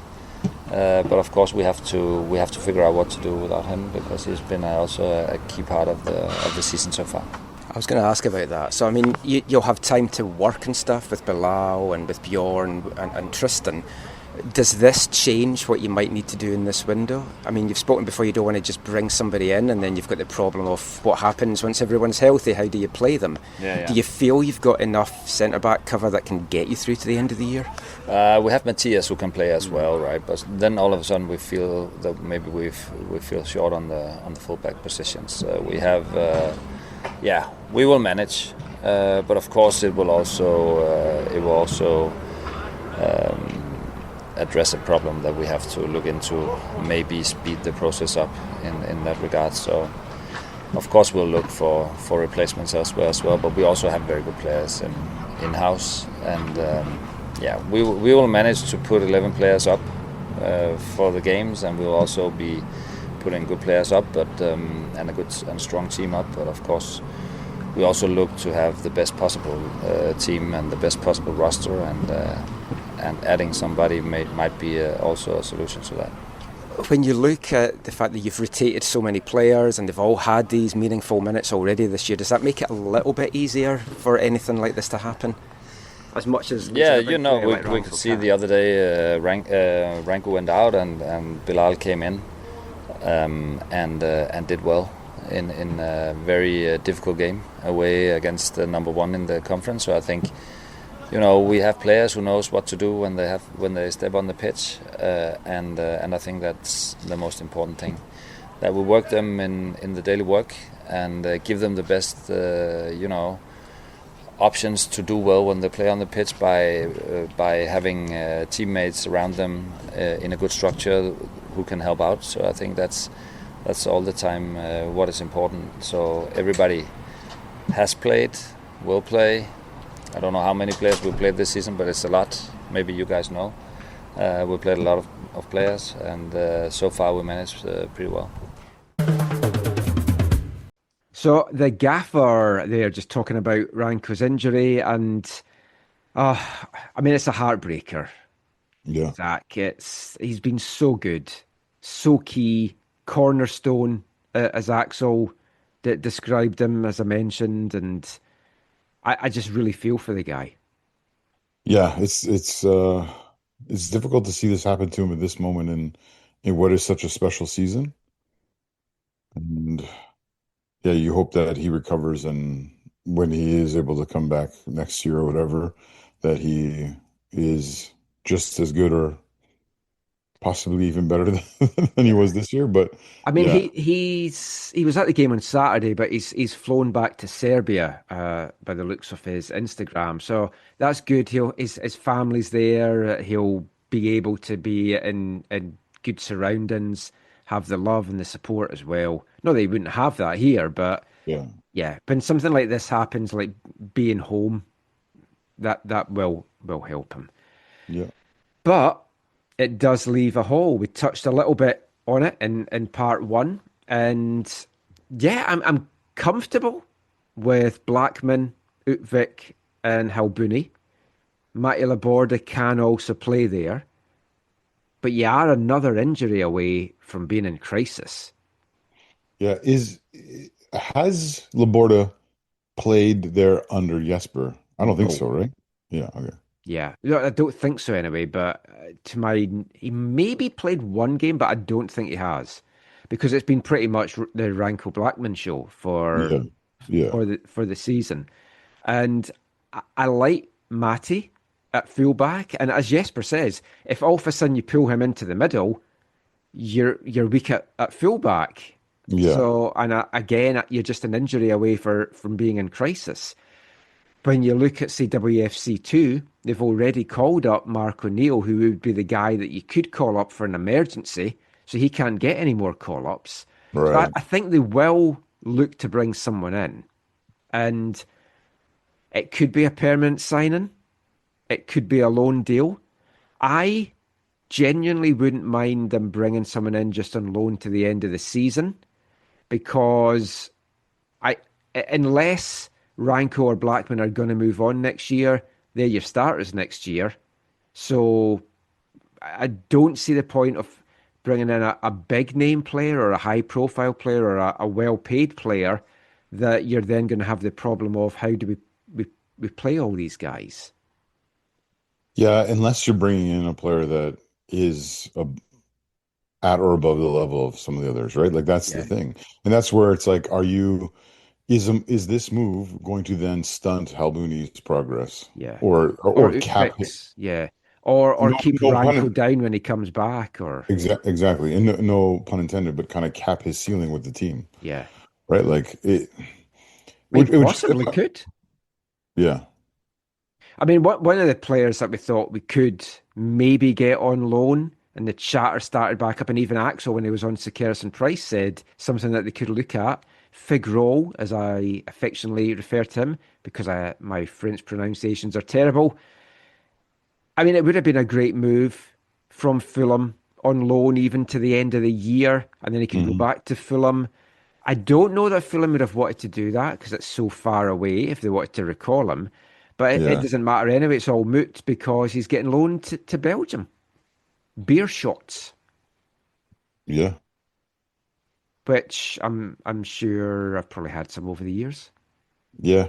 They don't put their games on DAZN too often, but if they're playing kind of one of the bigger clubs. It's been a lot of top tier in Belgium, so it's a great testing ground for him. And as we were talking about, that's probably better for him ahead of the World Cup. Yeah, totally. As long as he's going to be a starter there, because if he'd come here, it was going to be him and Blackman. Yeah. The Belgian league is fun. You got some Canadians to watch and keep an eye on, and I'm behind a little bit already in the season, but I've seen some of the games I missed. I've watched the highlights, but it's a fun league to watch. So I mean, the question is going to be: do they bring in a top tier centre back, or do they bring in another mid tier one like Utvik and Halbuni? With all respect to them, but you know what I'm meaning. And a name, like you mentioned this to me, and I'd already thought of this name, but I don't know if other folk have been talking about it because I've been so busy with all the League One stuff. Like Joel Waterman, obviously a BC boy, came through at Trinity Western under Mike Sheeran. Yeah. Cup of coffee with TSS for 1 year in the PDL, then went under Tommy with Calgary Foothills and then Cavalry in the CPL, and then getting that historic move to Montreal. Now, what's interesting about Waterman, apart from being the local boy, Montreal this past week sent a message to all their fans saying that they're going to rebuild. Mm-hmm. And could that, I mean, he's the captain there, but does that rebuild see a player like him move on? I think there's going to be some other big name guys that move on. And I tell you, I wouldn't say no to Waterman here. Well, I don't have him as good a player as Ranko right now, though. Yeah. But their fan base is also got, I mean, aside from the results and performances or whatever, their fan base is, I think, up in arms over a number of legitimate issues. Yeah. Thinking about the Chouanier move, right? Where they sell them to, was it Grasshoppers? Grasshoppers. Yep. Sell them to Grasshoppers, who are partly owned by LAFC, and then LAFC bring him back to MLS on loan. On loan, where he's but I know that I've heard about some uproar over that. But yeah, if they are going to do a rebuild, then getting rid of Waterman could be a part of that. I really like Joel Waterman. I like Joel as well. He's a friend of the show. He's been on the show from the early days of it. We've known Joel. Like, even when Montreal were here a couple of weeks ago, I wasn't chatting to Joel, but he'd come out, he saw me, he's like, "Hey, how you doing?" And no, I mean, it'd be great to chat to him again in depth if he did come here, because he's got such an interesting story about when it all clicked for him. Yeah. Like life in general, where it all clicked. So I won't go into that in case we do talk to him about that. The only downside is, for me, is with him, I think, like, his positioning, his reading of the game, his reacting is all good. And I'm always reminded about this from my son, Kirk, is his pace is really not good. Yes. And Kirk would tell me that because of playing EAFC. Because he's the kind of player we would bring in, when we start in the third division in Germany. He's the kind of player, and Kirk's always like, "But Dad, his pace."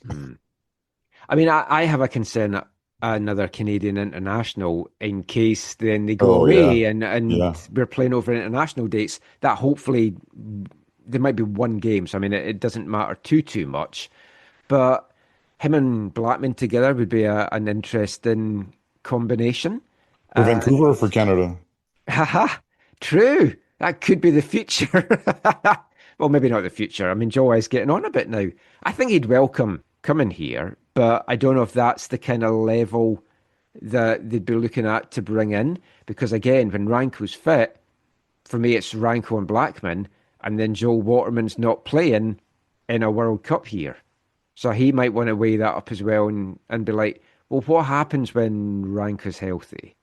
So that's the thing, right? I guess I don't think Waterman fits your, preference of a loan, right? I mean, Montreal might do it, but it doesn't really seem to fit with what they're trying to do. I think they'd want to sell him.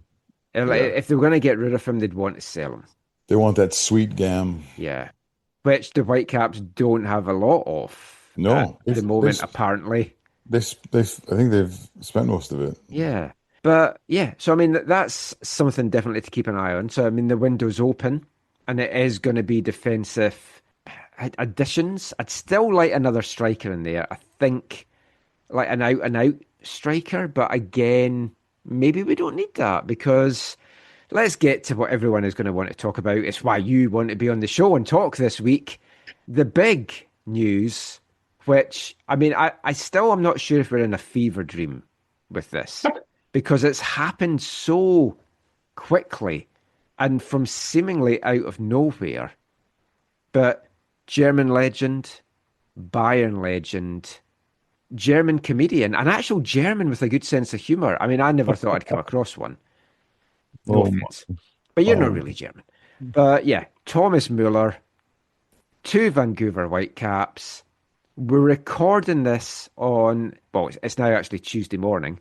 Yeah. And it appears at the time of recording that it's very, very close to being a done deal. If you listen to some people, it's already just waiting for the league to just sign it all off. Everyone will know by now that FC Cincinnati hold Thomas Müller's discovery rights. I mean, it's awesome to discover a 35-year-old. Gives me hope I might be discovered at some point. Yeah, so that's been actually one of the awkward parts of the conversation as people have been messaging me or calling me or talking. Folk over in Europe are going to be like, what is this? Yeah. Well, they've been like, hang on. The guy's on a free, but they got to play his other club. Yeah. I was talking, like, I did my East Fife podcast the first of the season, glorydays.ago.podbean.com. And I was like, they'd mentioned this. Oh, I see, you're getting Thomas Müller, so it's made it to Scotland. And I talked about the whole discovery rights thing, and they're like, what? Yeah, exactly. And it's like, so you could just say, oh, I've got Ronaldo on discovery rights. Like, yep. And I'm pretty sure some club does. Oh, some club does. Yeah, and they'll get paid if you ever, I mean, like, before we get into talking Müller, let's talk about this. Yeah. In this day and age, in MLS 4.0 or whatever we're now in, probably going to 5.0 with some of the stuff that Garber was talking about, how can you still have discovery rights? Yeah, it does feel archaic, even within MLS. That's the word. I was trying to think of the best word for it. Archaic. Yeah. Beautiful. Yeah, it feels like this small element of MLS that's has like this pre-Bossman feel to it. Yeah, I've had the same reaction of people. They're just like, how can that possible? How can that be like? So they put it in like Premier League terms. They're like, wait, so if Liverpool wants to buy a guy from Newcastle, but Arsenal has him on some list, they got to give them money. And I'm like, yeah, even when he's free.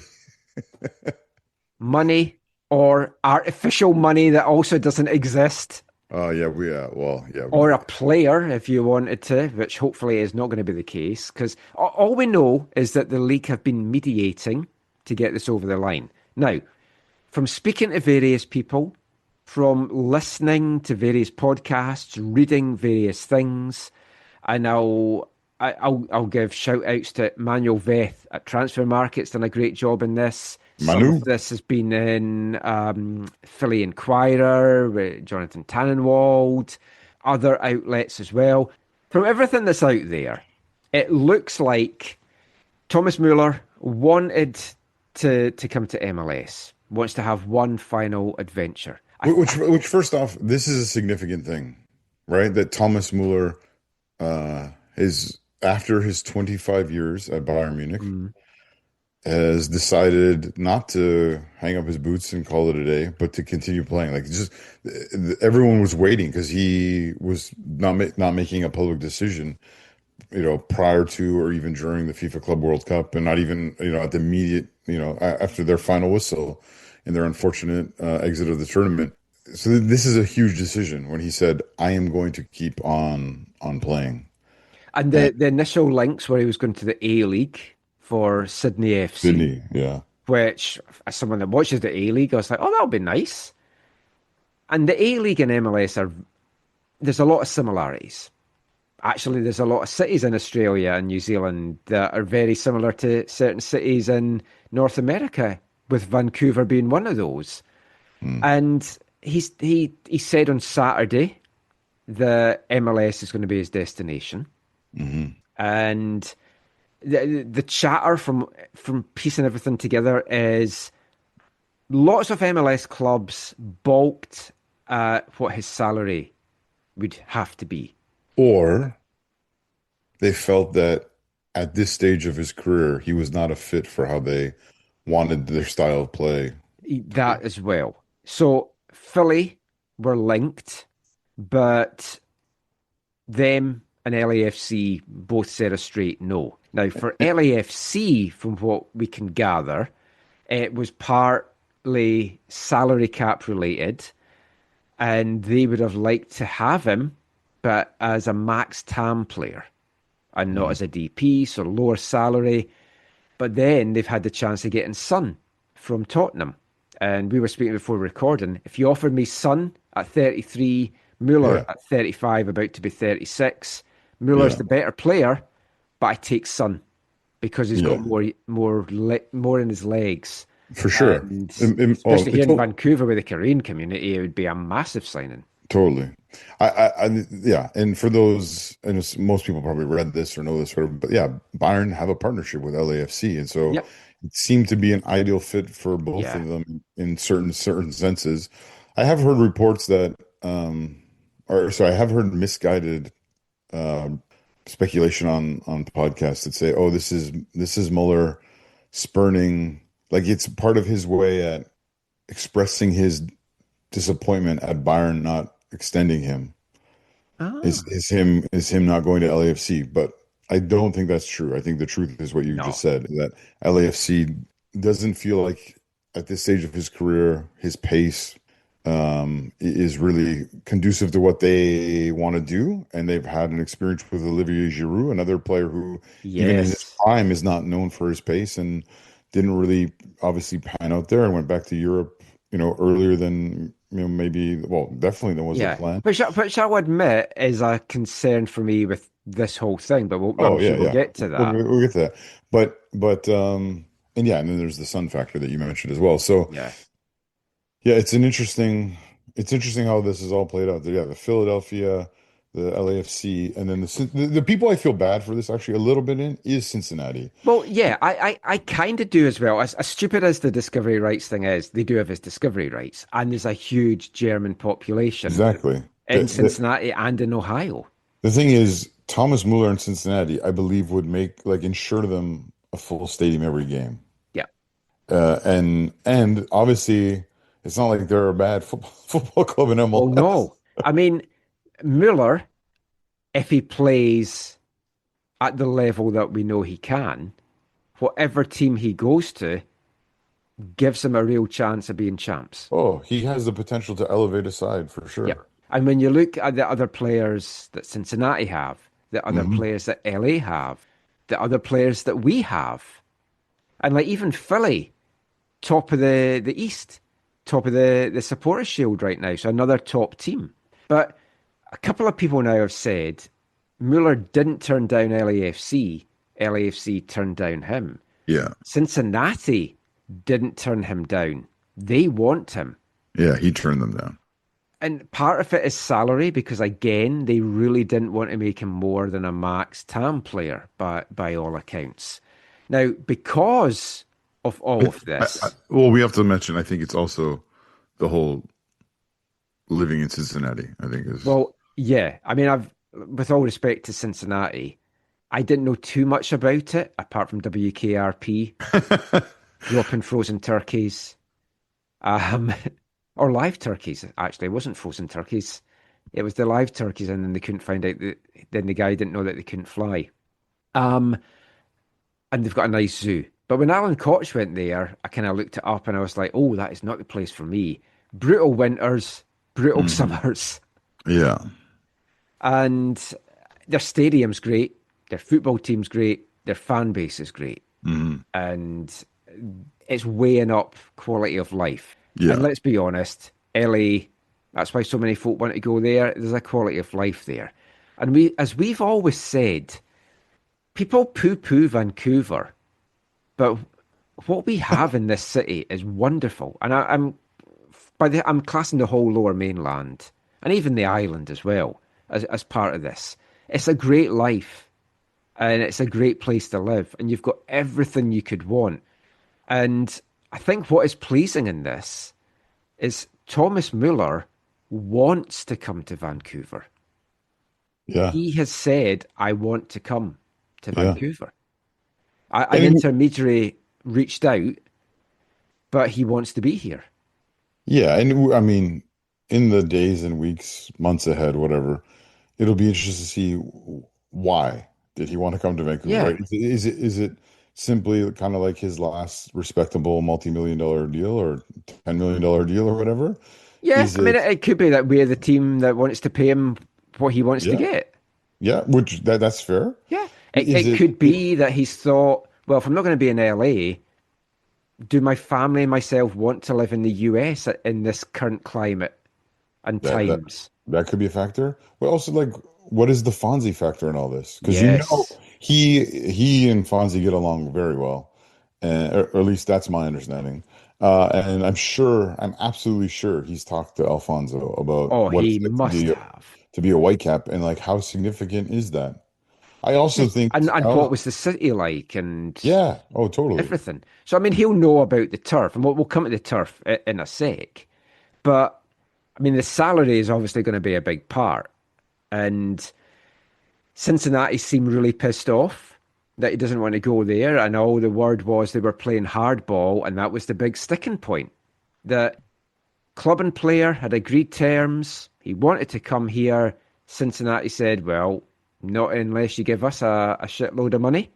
And the rumours were, all obviously unconfirmed, that Cincinnati wanted more than Charlotte got from LA Galaxy for Marco Reus's rights. Now, Charlotte originally held his rights, placing him on their discovery list nonsense when he played for Borussia Dortmund. Yep. Great discovery. Discovering a player that's in the Bundesliga with Dortmund. If they'd placed him on there when he played for Borussia Mönchengladbach, that would have been impressive. That would have been impressive, yeah. But Royce wanted to join LA instead of Charlotte, so the Galaxy had to give them a rumoured $400,000 fee. And Cincinnati were like, well, we want more than that, which is ridiculous to me. Well, yeah, but I mean, in terms of market value, I think Thomas Müller is worth more than Marco Reus. Yeah, he is. But if a player says, I'm not coming to you, because the thing is, Cincinnati have to make him a bona fide offer. And then if there's not an offer that comes or the player turns them down, there is stuff in the MLS guidelines where the Whitecaps could just pay $50,000 for the rights. I think it's going to be hard. Like, I know there are these reports, right, that MLS has stepped in and whatever, and that's what they do, right? Because they want world-renowned, world-class players to come to the league, to play the league. And yeah, because imagine if you piss them off and it's like, well, tell you what, I'm just going to go to Sydney. Yeah, exactly. So I think I wouldn't say coerced Cincinnati into this. I'm pretty sure they said, look. Yeah, they helped them see the significance of it for the league. But I still think the Whitecaps are paying a pretty penny to Cincinnati. I think it's going to be $450 or above. I mean, I think it's ridiculous if it's anything like that. But give them all the super draft picks in the world. Yeah. Who cares? Just for the record, I do agree it's ridiculous. Yeah. I know. Yeah. Well, the fun thing as well is because they wanted him as a max TAM. And by all accounts, from all the reports, he's not going to be a DP when he first comes here. He will be next year because it looks like he's signing a deal to the end of 2026. And he will be on a non-DP deal when he first comes here on a backloaded contract that will see him get the mega bucks, rumored to be $8 million a year. Yeah, which is not abnormal when players have come to MLS midseason in the past, right? It's done before. It's usually the big teams that get to do all this shenanigans. Because this is the same thing that DePaul is doing at Inter Miami, right? Yes. Yeah. So it's like, hey, if it's good enough for Miami, it's good enough for us. Yeah. But I mean, it's a great contract. I think we talked before we recorded. 1-2 games in, he picks up an injury. It doesn't look as good a contract, but let's not tempt fate in that. Now, there's lots to talk about with this, obviously. So, I mean, Müller has been a one-man club, as you mentioned there. He came through the Bayern Academy. He's the club's all-time appearance record holder. And I've taken these figures from Transfer Market, so if they're not right, get in touch with Manuel Veth. 756 appearances for Bayern, 250 goals, 276 assists, and over 100 more games played and more goals and assists with Bayern Munich 2 and Bayern Munich under-19s, and obviously academy sides as well. Yeah, he is a legend. And then you didn't even mention his trophy cabinet, which is... Well, yeah, World Cup winner. Yeah. Is it 13 Bundesliga titles, I think I read? It's something. He has the most, from, if my memory's not wrong, more than any other player. And he's just scored at the Club World Cup, 2 goals, 2 assists, albeit against Auckland City, but still, we'll forget that aspect of it. You still have to put the ball in the net. Yeah, he did good to shut Meyer Bevan up. Boo. Now, when this first was gaining traction, what were your thoughts about him coming here? I thought that's not possible. Like we were speaking earlier, show, there's some things that, like with the stadium deal for Vancouver, there's some things where I don't think we'll fully understand or realize all that was at play and all that was going on in the background until some point down the road. And I feel similar with this because there's so many things here that don't add up. This is a signing that the Vancouver Whitecaps never make. They do not make signings like this. They do not sign players like this. And is Axel Schuster the only thing that is making that change? Is it the fact that the club's for sale and the millions upon millions that he's going to be paid next year are going to be covered by some other owner and not Greg Kerfoot? Well, that's the interesting thing, particularly because it's like you're saddling new ownership with a massive contract that they're paying out their own pockets, as well as buying a club for a lot of money and possibly funding a new stadium. Yeah, that's why I think it might take some time to fully unravel all this, or for this to be fully known, or for you to send me a text one day saying, "Hey, we need to talk." This is I finally know what was really at play and what was really going on. So yeah, when this first came out, I thought, no, this is just some type of leverage situation where the agent or people involved were helping to raise his value or options within trying to get to LAFC or whatever, or somewhere else. Which we've seen so many times. And totally. I mean, you've mentioned the Whitecaps have never brought a player in like this, but they had inquired about Drogba.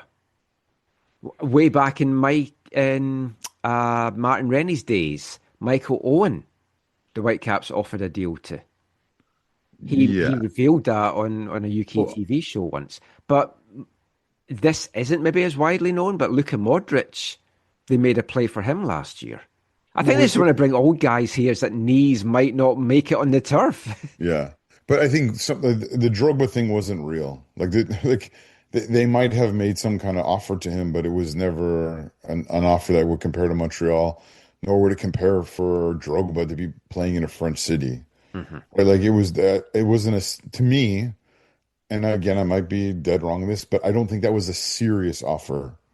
And it was even more awkward because of how the Whitecaps presented it publicly after the fact that they lost out on a player, trying to show that it was all about trying to say, oh no, we do get in these battles for these big players, but we lose.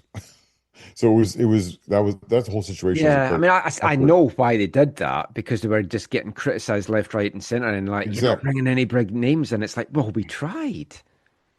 Yeah, but it was never happening. Poorly. Yeah. The Modric thing again, that's under Schuster.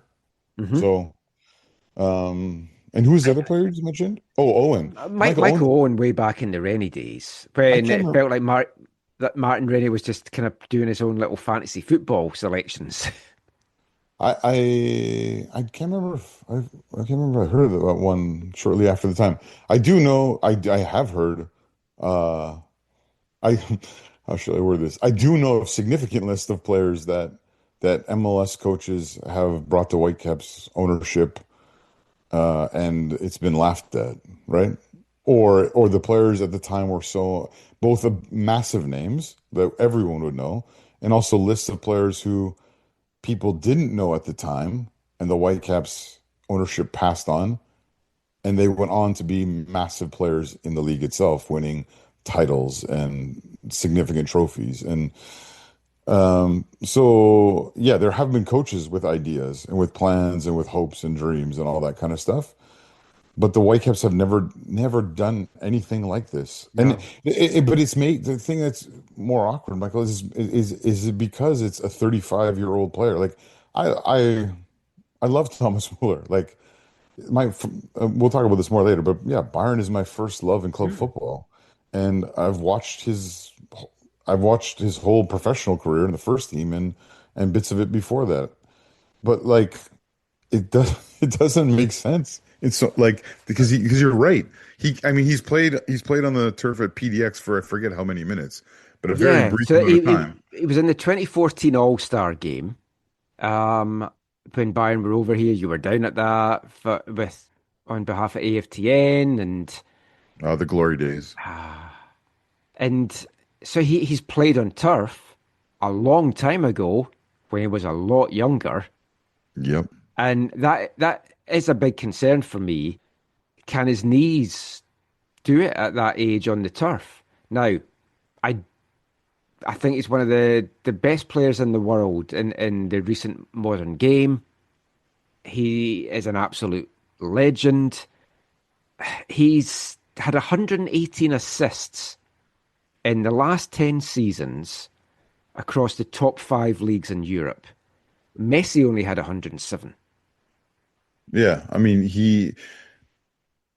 he's incredible at. I mean, when he first broke onto the scene, really he scored like tons of goals. Like a lot of people found out about him at the 2010 World Cup, right? Because he had whatever it was 5 goals or something. It was Golden Boot or tied Golden Boot. Yeah, no, he won the Golden Boot. Yeah, yeah. So I mean, he scored a bunch of goals, but he became this player that was he can score. But yeah, he became known as the space interpreter, right? The one who could see the space, find the space, create space for others, and then set them up. And he's played with some of the most prolific strikers, specifically Robert Lewandowski, but also playing with players like Arjen Robben and Frank Ribery. He's played with like world-class players at club level. Obviously, played at world-class players for the national team. But yeah, he is so good at setting players up. Aside from the great things he's done, this is another reason why when this first came up and we were talking about it, I don't understand how Thomas Müller is going to be fit into this Whitecap side by Jesper Sorensen. Yeah, because you said that to me, but to me it makes total sense. No, I don't know. Maybe not total. It will need some tweaks.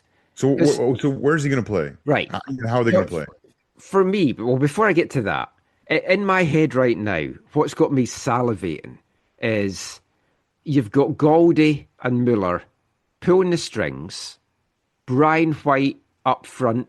Take your pick from the wingers of Nelson, Sabi, Ali Ahmed, Cabrera, getting fed all these balls, getting the ball to Müller. Müller will score some. He'll set them up. I think, if anything, Jesper will stick with the double pivot. So we'll have 4 at the back. We'll have the double pivot. So it's going to be 4-2. And then the rest you can just sprinkle around. So, okay. So, yeah, if it's a 4-2 something, yeah, there's places he can fit in there. Thomas Müller predominantly has played in 3 spots in predominantly a 4-2-3-1 for club and country. So he is predominantly played as in the 4-2-3-1 in the middle of the 3 behind the striker, where either he's a 10 or a second striker. Yeah. Whatever you do, don't refer to him as a shadow striker. That was ridiculous. I remember seeing that post. That was so bad. Or he's been used as an out-and-out striker. And I would say predominantly less effectively. That's without crunching the numbers. Yeah. And then the third place he's played in that formation is wide right. And often, early on when he would play out especially when he was younger, it was because he was filling in for Ribery or Robben, who was out. Usually Robben, and he would play. He played on the right a bunch, and even when he plays in the middle, he often in the interchange of a quality side like Bayern Munich finds himself out on the right, putting in quality crosses with the inside of his right foot. But those are the three places he's predominantly played. And so what you're saying, if the Whitecaps do kind of a 4-2 or Like I could see 4-3-2-1 Goldie and White up front with Muller him tucked behind in them, behind. or White up top, like you said, White up top with Golden, Muller right behind him. Yeah, I that excites me more. Like White at the top with those two behind him. okay. So, It's but like, if you do that, Michael, where are you putting Sabi and Nelson? yeah, that's my only thing. Now, it As much could as be that Muller's not going to be like every single game. So it's like depending on the opponent, you maybe have him off the bench. You maybe have him as one of the wingers, and then Sabi, Nelson, Ahmed as one of the other wingers. If he's not playing every game, why are you paying him so much? Yeah, that is the baffling thing. Like I fully don't expect him to play every game. Like a start every game and play the full 90. Yeah. Because I think you break him down. I think most people are seeing him as the Stuart Armstrong replacement. Yes, I've heard that, and I find that's a little bit strange, but I guess in one sense I understand it. I think he's probably a bit better than Stuart Armstrong. Yeah, that's just me saying. Yeah, that. just a little you bit. might disagree. Even the hair, Michael? Oh no. Some folk are concerned about his age. The pitch is going to be an issue, I think. Others as well are a little concerned that maybe he hasn't been used as much by Bayern. So is he at the level that the Whitecaps are paying for? Well, that's a fair perspective. The other end of that spectrum is that he's not crazy tired because he hasn't played as much this last season. See, that's the good thing as well, because you're getting a player that's not had a lot of rest, but then he hasn't played a lot, so there is a bit of rest in there. Yeah. And if all this goes through, I don't think he's going to arrive till mid to end of August anyway. Yeah. So he'll miss the first leg against Forge, but be there for this to get us over the line if need be, if things go bad in Hamilton. Clean things up in the second. Can you imagine if his debut, though, was at Tim Hortons Field? He might be questioning his decision then.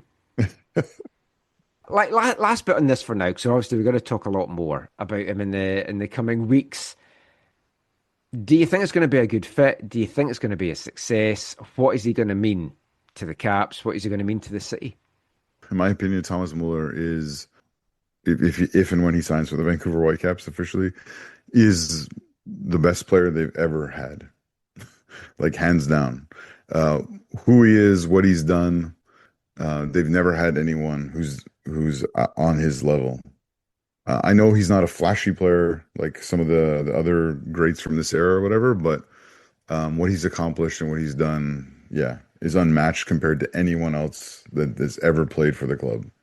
So he raises the profile. And that's across their whole history, going back to the NASL days as well. Now, there's been quality players. We're not saying there's not, but Muller's. Yeah, no one compares in my opinion.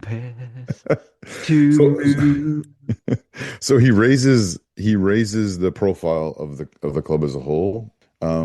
Like when a Messi comes to MLS, there are people who will watch Whitecaps games from Munich, from Bavaria, from Germany, from around Europe, just because he's there. They want to see how he's going to fare, how he's going to get on, and that'll happen. Lederhosen sales will go through the roof. There you go. Then that will also happen. There will be more people in the stadium. There will be people who just want to come and see him, come and see how he does, or say they saw him play. And it'll be helpful for them in that respect. How will he actually fit in, and what will his overall actual on-field contributions be to the Vancouver Whitecaps? I don't know. I think he could be lights out for them, or on the pitch it could go poorly, like you said, like an early injury or something like that. Yeah, I'm not trying to tempt fate. No, it is a genuine. It's a concern, and that's what I've been very consistent with this, with bringing big name players in. And Axel has weighed this all up. Oh, absolutely. But if you get this chance, you can't turn it down. It's a gamble. Which in some respects, that's why I can understand why they're doing it. It's so out of the ordinary for them. But it's a gamble that could see the club become Supporter Shield champions, Canadian Championship champions, and MLS Cup champions. Yeah. And that is not... He does like troubles. Yeah, it's not beyond the realms of possibility. No. And we saw how good the Whitecaps were in the Champions Cup this year. Mm-hmm. Imagine that with some other additions sprinkled in as well. And you're going to have players that's going to be like, oh, I'd like to come and play with Thomas Müller. Yeah, especially if things go well in the end of the season, for sure. Absolutely. The one thing that you and I were also talking about earlier, or I was kind of maybe filling you in on a little bit, is the one thing which I don't have any questions about. I don't have any doubts or concerns or how will this play out, is who Thomas Müller is as a person.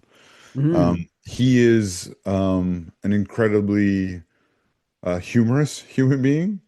He is, like, I guess in Canadian parlance, he's quite a character. Love that. He always is having fun with his teammates and at training. You can go on Bundesliga Instagram or Bayern's Instagram. You can find all these, like, his top 10 like funniest moments in training or in games or whatever.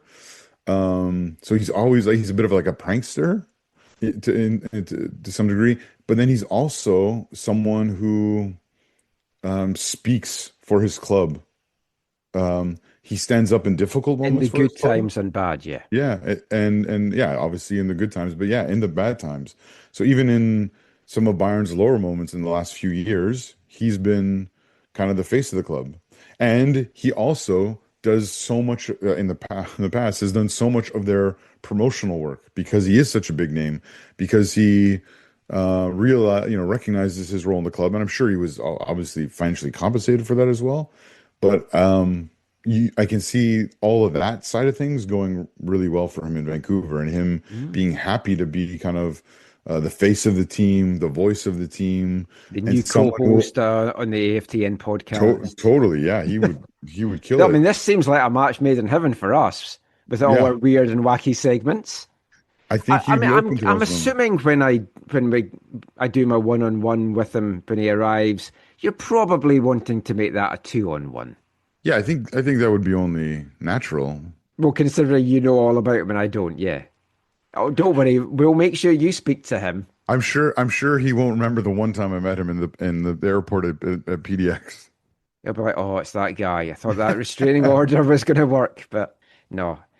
And I'm sure we're going to be talking a lot more about Thomas Müller in the next podcast, and the one after that, and the one after that. But Zach mentioned Vancouver FC there, so we have one more part to bring you. And it's been an eventful week out Langley Way. We'll be back chatting about that after the second of our Britpop songs. Hi, I'm Martin Nash, and you're listening to the AFTN Soccer Show.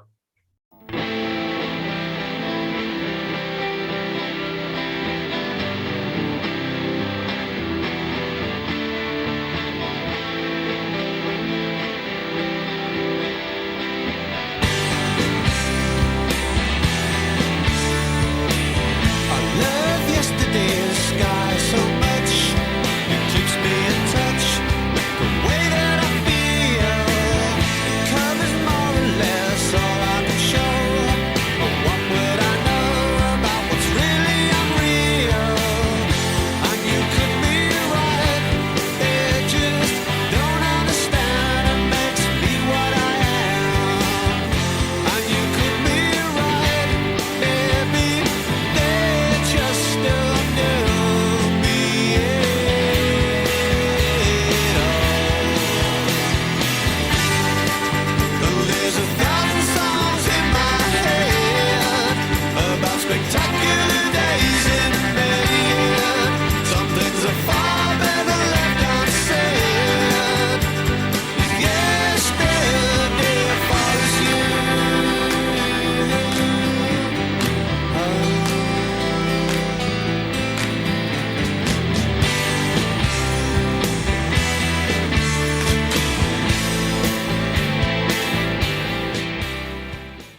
welcome back to the AFTN Soccer Show on CITR Radio 101.9 FM. And kicking off this part, it's the second of two Britpop songs that we have brought you this episode, released on July 31st, 1995. Leicester band Perfume, with their fourth single of 8 that they released overall. That was Yesterday Follows You. And the band were around from 1993 to 1997, releasing 8 singles as mentioned overall, and 2 albums in that time as well. They didn't break the top 100 with it, and I think they were a very good band, and they got to go on tours with a lot of the top bands at the time, just never quite made the breakthrough, but that is definitely one of the better songs, Perfume, Yesterday Follows You. So we're going to get back to the football chat now in this final part of the show, and we're going to turn our attention to some other big news in the Vancouver football scene this past week, as finally Vancouver FC came to their senses and got rid of head coach Afshin Goatby. Officially was announced as mutually parting ways. I think that feels more, it's just to kind of shield Afshin Goatby from being fired. But, I mean, if both parties came to the agreement that it was good for him to go at this point, maybe it's been a mutual thing of they don't have to pay out the full salary. Who knows, Zach? But basically, the Afshin Goatby era is over in Vancouver. 76 games in charge, 16 wins, 22 draws, 38 losses, a 21% win percentage overall, 74 goals scored for the club in his time, 128 goals they conceded in Afshin Goatby's reign for a minus 54 goal difference. 56 players were used over his 2.5 seasons in charge. All those stats coming from an infographic that One Soccer put up on their Instagram this past week. So, busy time. Long overdue, I feel.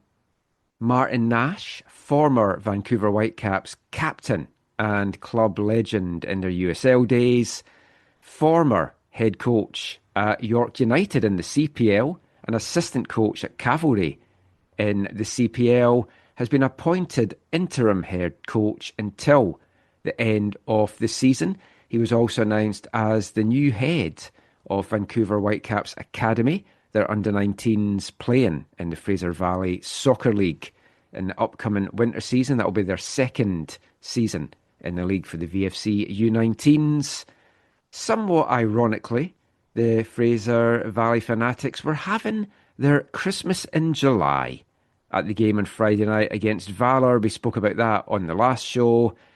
And it does feel, Zach, that after all this time, with so many people wanting Afshin Goatby to be fired, with so many stories coming out of the club, not painting happy time for players, for staff under Afshin Goatby at the club, Christmas really has come early for a number of folk connected with VFC. So I know you're going to have a lot of thoughts on this. We haven't really had a chance to chat too much about it. Just what were your thoughts when you heard the news that Afshin Goatby era at Vancouver FC has finally come to an end? Yeah. When you said it's been an interesting week in football, all of that seems so long ago. Yeah. I totally forgot that was this week. Like, it feels like a week or 2 or 3 ago, 2 or 3 weeks ago. It feels like so. Even the game itself, even like, what is it? It's Tuesday now. The game against Valor on Friday feels like forever ago. Well, I mean, the Afshin news, I guess technically was like 8-9 days ago now that it first started to filter out. Before the official announcement was last Wednesday, but then I'd put it out on Twitter on the Tuesday. Okay, so it's been a week, I guess. What are my thoughts on this?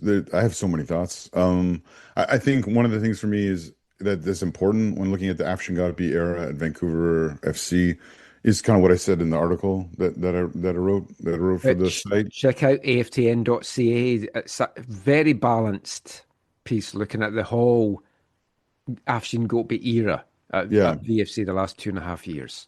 Because I think, I think the whole essence of the article for me is like you can look at Afshin's time and you can look at the table and the results and the winning percentages and all these things and see that that's not good enough and not where anyone would want it to be inside or outside of the club. But you can also look at his time and how he helped kind of build the club and how he has brought through some of these young players and helped them kind of live out, which I think always is been a really big part of the identity of the club from Rob Friend down is this like football factory kind of mentality. And it hasn't worked out for Afshin, and his time has run out, and the club has now gone in a different direction. And I just hope that people don't only think about, seventh on course for the worst team ever. They will, though. Oh, they very it's like that. That's football fans. They very well might, Michael. But I think that it's important. The whole point of the article for me was to balance that with but there were some positives as well. And I totally understand some people might disagree with those positives and say no, they weren't that positive, or they weren't good enough, or they whatever. I'm sure some people will think that, and that's fine too. But I think I have a strong appreciation for Afshin Gatpi. Yeah. I think he. I partly do. I had personally, he was always respectful with me. We had some really good chats, and I liked him on a personal basis. I think he got dealt a bad hand in that first season. Yeah, and just was really hard to recover from it. But then all the stories, some I've heard firsthand, some I've heard secondhand. But with issues, some you've heard third hand. Yes, just the issues with the players, it just clouds my opinion of his time. Yeah, and that's fair. And I understand that perspective. I would just part of me would have issue with how some players responded with negative situations or not getting the minutes they wanted or whatever. And these are conversations I've had with different members of the current and former squad about how do you handle this and how do you approach this as a professional footballer. And there are those who are there and those who have gone who, said to me like, yeah, is everything perfect?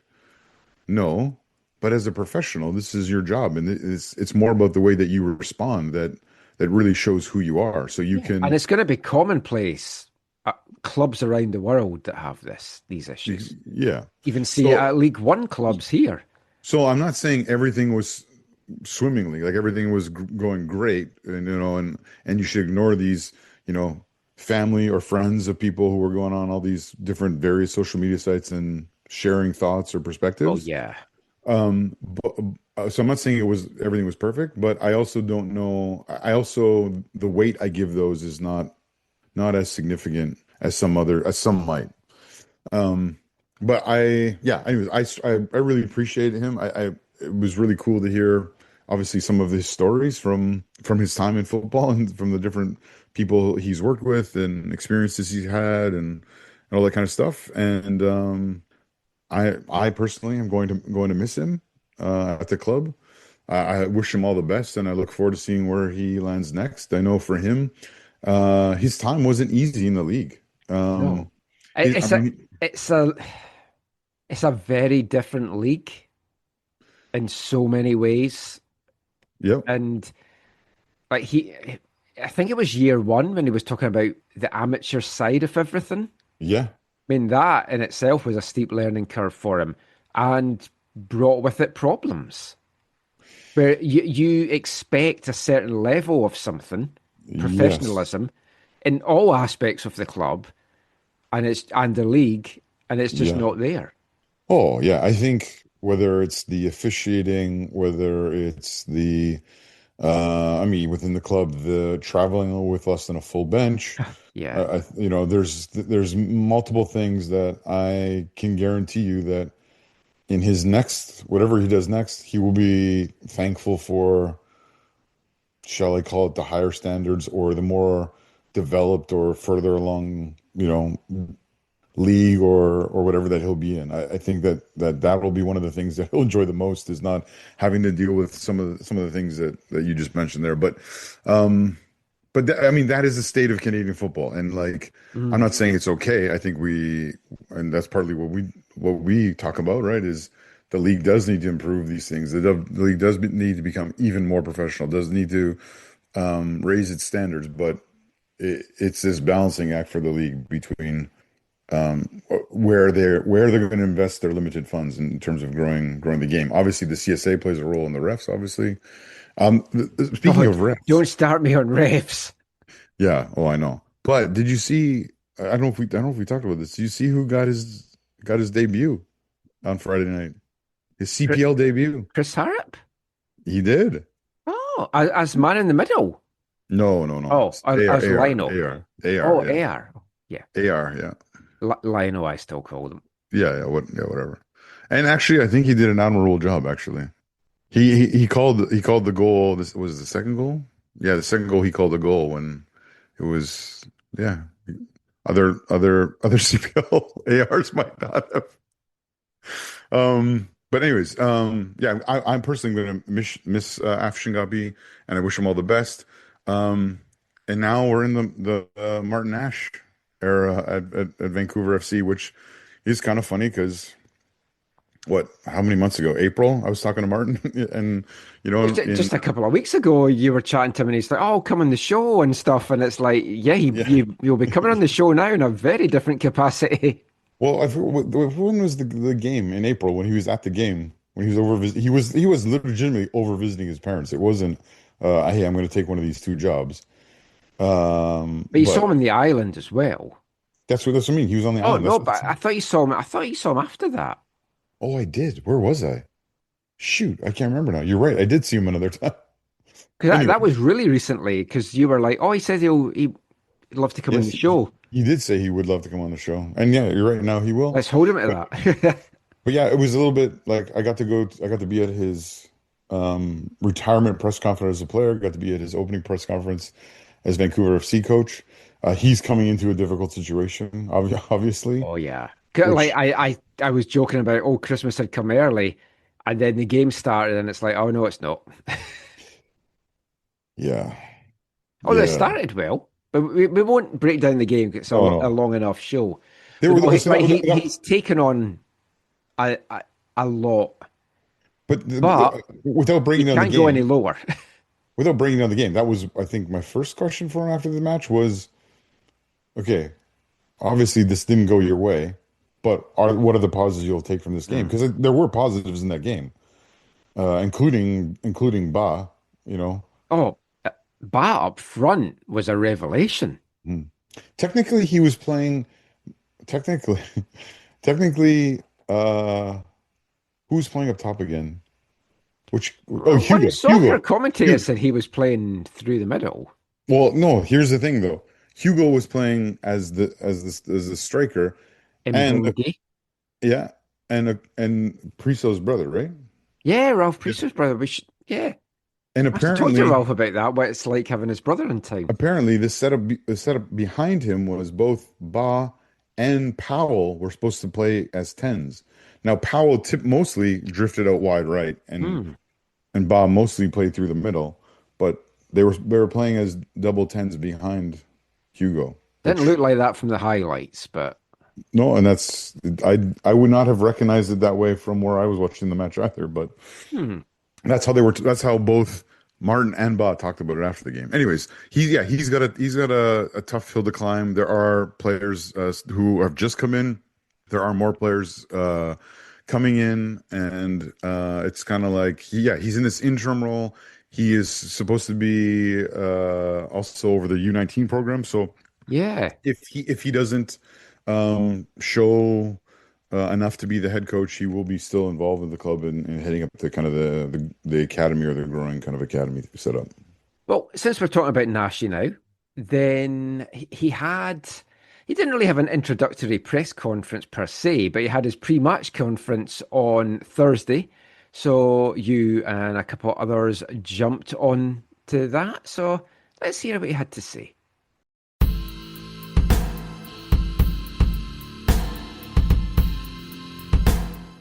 Martin, it's good to see you. How you doing? Good. How are you? I was there at your retirement as a player press conference, and it's a pleasure to be here as you start this new chapter as the interim head coach of Vancouver FC. How does it feel to be coaching a Vancouver side in a place that you're so familiar with and is such a big part of your life? And what are you looking forward to in these games ahead? Yeah, I mean, it's really exciting for me to be coaching a professional team at home is fantastic. And as far as the games, I'm just looking for the guys to bring energy and give everything they have for 90 minutes. I mean, it's been a short week this week, so can't demand too much, but just the effort and, trying to implement some of the things I've been able to put into the group within the 3 days I've been here. Other than that little crossover with Callum, obviously you've coached against a lot of these players. Are any of them other ones you've had time to either connect with in the residency days or in previous experiences? Yeah, Taryn was in that residency group with him. I had Davey at Cavalry when I was there. Obviously, Paris I had at York. Nico's now goalie coach. I had it, with me at York. So there's quite a bit of familiarity in the squad, which makes things a little bit easier. It's been good. The guys have been great. They've been really receptive, and they've been working hard for the short time I've been here. And I just want to see a nice reaction from them come tomorrow night. And then, it's like you said, it's been a short week, limited time to prep for a very significant match against Valor. So aside from what's going to happen tomorrow, what can fans of Vancouver FC expect from a Martin Nash coach side in the remainder of the season? Yeah, I mean, I think we want our team to be aggressive. When we lose possession, try to win it back as quick as we can and try to put our stamp on games. Don't let teams take it to us. Let's try to take it to other teams. And, that's going to take time. It's not going to happen overnight, but it's something we're going to work towards and try to improve the players and the team as we move forward. I guess just, first one, what's kind of the last 12 months been like for you, obviously, after the York chapter ended, and, what are some things maybe you learned, and when did you kind of feel like a move like this, when it came about, that it was the right one for yourself at this stage? Yeah, I mean, it's obviously not having been with a club full time in the last 12 months has been a little bit difficult, but I took the time to still grow and learn. I spent 8 or 9 weeks with the Whitecaps last year under Vinny Sartini, so was shadowing him for quite a long time, and they were great to me, and some of the staff's still there, so I still keep in touch. So they've been really great, and that was good for me because it was tough when you're not involved in the squad to be around a team and be welcomed and still trying to learn and grow from a very good coach. That was good for me, and then I had the chance to do the camp with the national team in November, which was a great experience with Jesse. And this year I've done 2 camps with Casey Stoney and the women's national team, which was great and eye-opening, and just a chance to learn those 3 great coaches, to spend time with them and learn and be in different environments. So, I think as a coach, you're always looking to grow and learn, and those are great opportunities. And, this came around, and it's a fantastic opportunity to me to grow and implement some of the things I've learned since I left York. And I'm looking forward to it. It's a great group of guys, fantastic people around the club, and I think it's exciting times around here. Even though the results haven't been going well, there's still stuff to play for, and the guys are really open-minded and been really welcoming. And so far, it's been an enjoyable week, and hopefully we can turn the results around sooner rather than later. You kind of mentioned the style you want to play, which is perfect. And I guess to that point, how's it been in terms of implementing it early days? Of course, you only have 2-3 days. It's as much as, nice to meet you. How's it going? As much as it is tactics, but how's that process you feel going to kind of play out over the next few weeks? Yeah, I mean, it'll take time. I think obviously this week being short, it's I can't expect things to turn around overnight, and I don't think anyone can, but still, I believe in this squad and the group of the players that are here, and that was a big part of the reason I, joined the club. But tomorrow, I think I just want the players to go out, play with energy, try to put their stamp on the game and see what happens at the end. But I think it's about the process for us, not about worrying about result. Let's go out and try to implement some things and grow as a group as we move forward.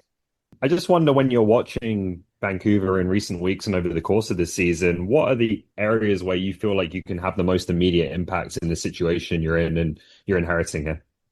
I was working a bit on attacking play this week because I feel at times they haven't got enough numbers in the box and maybe scoring enough goals. So I was kind of concentrating a little bit of that end of the pitch initially, trying to change things a little bit and add some things.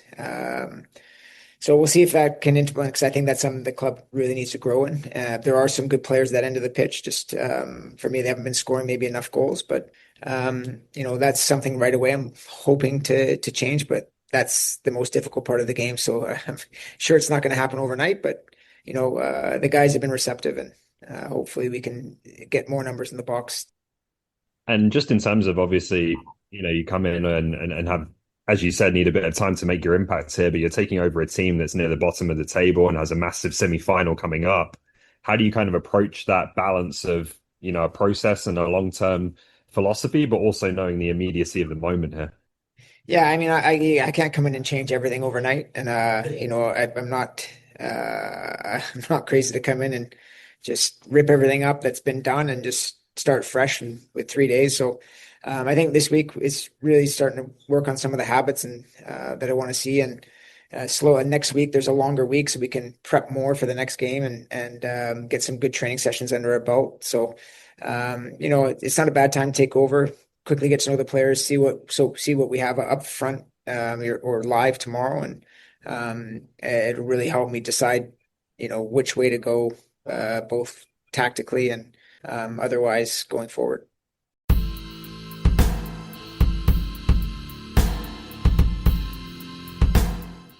So Martin Nash in as interim coach.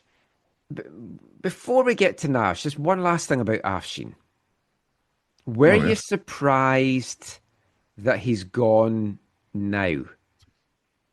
Yeah, just to be consistent with what I said on the show, I'm surprised when any CPL coach goes in the middle of the season, just because of the fact that the clubs will have to pay a wage of someone who's not working for them directly anymore. Well, I was wondering about that because the club have said it is mutually terminated, which I do think is just Rob being nice to Afshin so that he doesn't have that he's been sacked going around. But I might be wrong there. But if it is a mutual termination, maybe Afshin's waived some of that money. I would be surprised, but maybe that I haven't asked, nor do I know. But yeah, I mean, I'll ask Rob if I speak to him again. So who do you think is going to take over if it's not going to be Nash?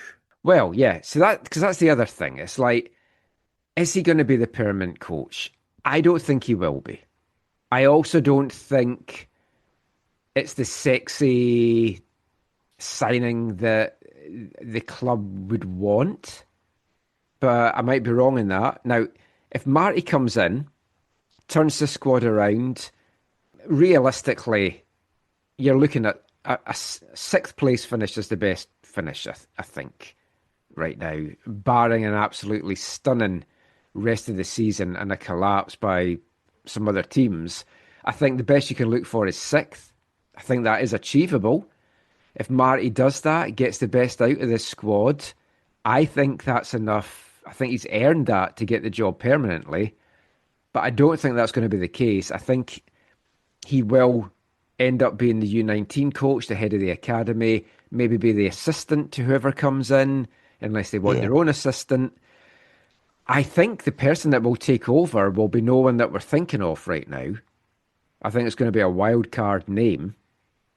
Lots of people seem to be calling for your Italian friend there. Yeah, I mean, Vanni Sartini makes sense to me in some ways, in that he won't want it now because the Whitecaps are paying him out on his contract. Going to there would be a lower amount than he's getting from the Whitecaps, so you may as well wait to 2026. I think, and I'm not saying this with 100% certainty, knowing Vanny, talks I've had with Vanny, I think he would feel the CPL is beneath him. Yeah, which is how I understand things as well. But the thing he is, wants to stay in Vancouver ideally, but in Canada, and there's not a lot of opportunities for him. which then begs the question, like, do you want someone to coach your football club if the only reason they're there is to stay in the country or to stay in the region? No, I'd say no. You have to want to be there for the right reasons, and the right reasons are to buy into what the club's doing. Now, I said at the end of last year, I'm not changing my opinion now. My big issues with the club, one was Afshin. I didn't think he should be the coach. Didn't like the way that certain things had gone last year, and what was one of the reasons I wasn't coming back this year. The other aspect is I don't fully agree with the model that the club's looking at. If you're bringing in a 24-year-old from Africa, you can't convince me there's not a 24-year-old in Canada that could do that job. I'd rather we had Canadian talent coming in. And listening to Rob Friend talking about Afshin's firing, which we're going to bring you in our extra podcast later in the week, he's talking about ideally they would be Canadian. But the players that he's been bringing in this year are not. And I'd like to see that change. Like, they don't have to be from BC, as much as I'd love them to be. But I don't see the benefit of bringing in these Brazilians, these African players. There's talent here. There's talent in League One BC, and there's talent in League One across Canada. Okay, so a couple of things about that. Because I hear what you're saying. And I don't like fully disagree with what you're saying. I think the whole league is about developing and growing Canadians and providing opportunities for them. But it is a league that has, international roster rules, and so you're, if you don't use those, then I think you're also limiting your club. Well, yeah, and other clubs have used them very well. Exactly. I think Forge and Cavalry right away. Like, totally, of course. But when it comes to you're talking about a 24-year-old African, right? Like, that was part of Afshin, right? Like, Afshin is the person who had the connection with Leganes, and the bringing in the players from Leganes is different than the typical loan move, right? So maybe people understand this, maybe they don't. But my understanding, and this is what I've been led to believe, so is that like a normal loan, right? A player comes in on loan and then you pay them less of their wage or whatever, and then they go back to their parent club and whatever. What I understand with how these things are structured is, these players come and they further develop at Vancouver FC, and if they then get sold, the Vancouver FC would benefit from that financially. I don't know. I don't know percentages. I don't know how that works. I don't know the details of that, but that's just kind of my understanding. So it's a part of that football factory model. And so that's a part of it. The Brazilians, I think Juan Batista has underperformed. The new one, who's a holding midfielder, we'll see, or whatever. Maybe you and I will talk more about that some other time. But what I would say though, Michael, is have other clubs in the CPL given as many or more opportunities to young Canadians to play and progress and to move on? Forge. Okay, who? The one guy with Poku? Poku. Tristan Henry obviously moved on, but I don't disagree with that. But at least Rob Friend did acknowledge that a team being bottom isn't going to get the scouts in to look at these players. Mm-hmm. Yeah, which is partly the fans to come and watch the team either. But which is part of the reason why they made the move, right? Mm-hmm. And I think that is the problem. Right? You can talk about we're giving these guys the opportunity, but at the end of the day, the cream will really rise to the top, like Grady. Yeah, James Cameron, I still don't think he is going to make it to the top level. Hope I'm wrong. Lovely kid, but we'll see. Grady, definitely. Emmerich Fotzing, definitely as well. We need to talk about him on another show. Oh, yeah, I listened to your pre-game call with Nashi about the head injury and stuff, but certain players will thrive in an environment where the team's doing badly, but a lot of them won't, and you've got to have a better mix. You've got to start having a winning team out there, and not just to get the fans in, but to get more players to come in, to get better players to come in, to get players to move on, just to be competitive. And I know that is the hope. You don't want to be a last place team or a seventh place team. And hopefully with Martin Nash or whatever the coach is that comes in will then elevate it again. Which again, I think you might have the one who pointed this out to me, which is part of what Martin Nash said in his whatever column or editorial or whatever in the province, right? Mm-hmm. Where he said a part of development is winning. Yep, and it is. Yeah, I've been consistent with that as well, and it's like it's what annoys me when, like, even at League One level, when it's like, well, we're about development. It's like, you're in a semi-pro league. It should be about winning at that age, at that level, because that's how players develop. Clubs want players with a winning mentality. Like a Thomas Müller? Like a Thomas Müller? Yeah, someone like him. I mean, you can't discover a guy like that every day, though. I mean, Cincinnati are just like magnificent for doing that. Another name that has been thrown out there, and I do not see this in a million years, is John Herdman. I can't see him coaching in Canada ever again. Yeah, who said that to me? I've seen a couple of folk talking about this, and it's like, it's not. Ben Steiner mentioned it. He threw that out there as an option. Yeah, it seemed like a very weird one. And then someone was like, he was at a game recently, and it's like, yeah, his kid was playing. Exactly, yeah. But no, it would be a high profile thing, but again, I would think John would think that's beneath him. Well, no, I think I don't think he can coach in Canada. Like, no. I think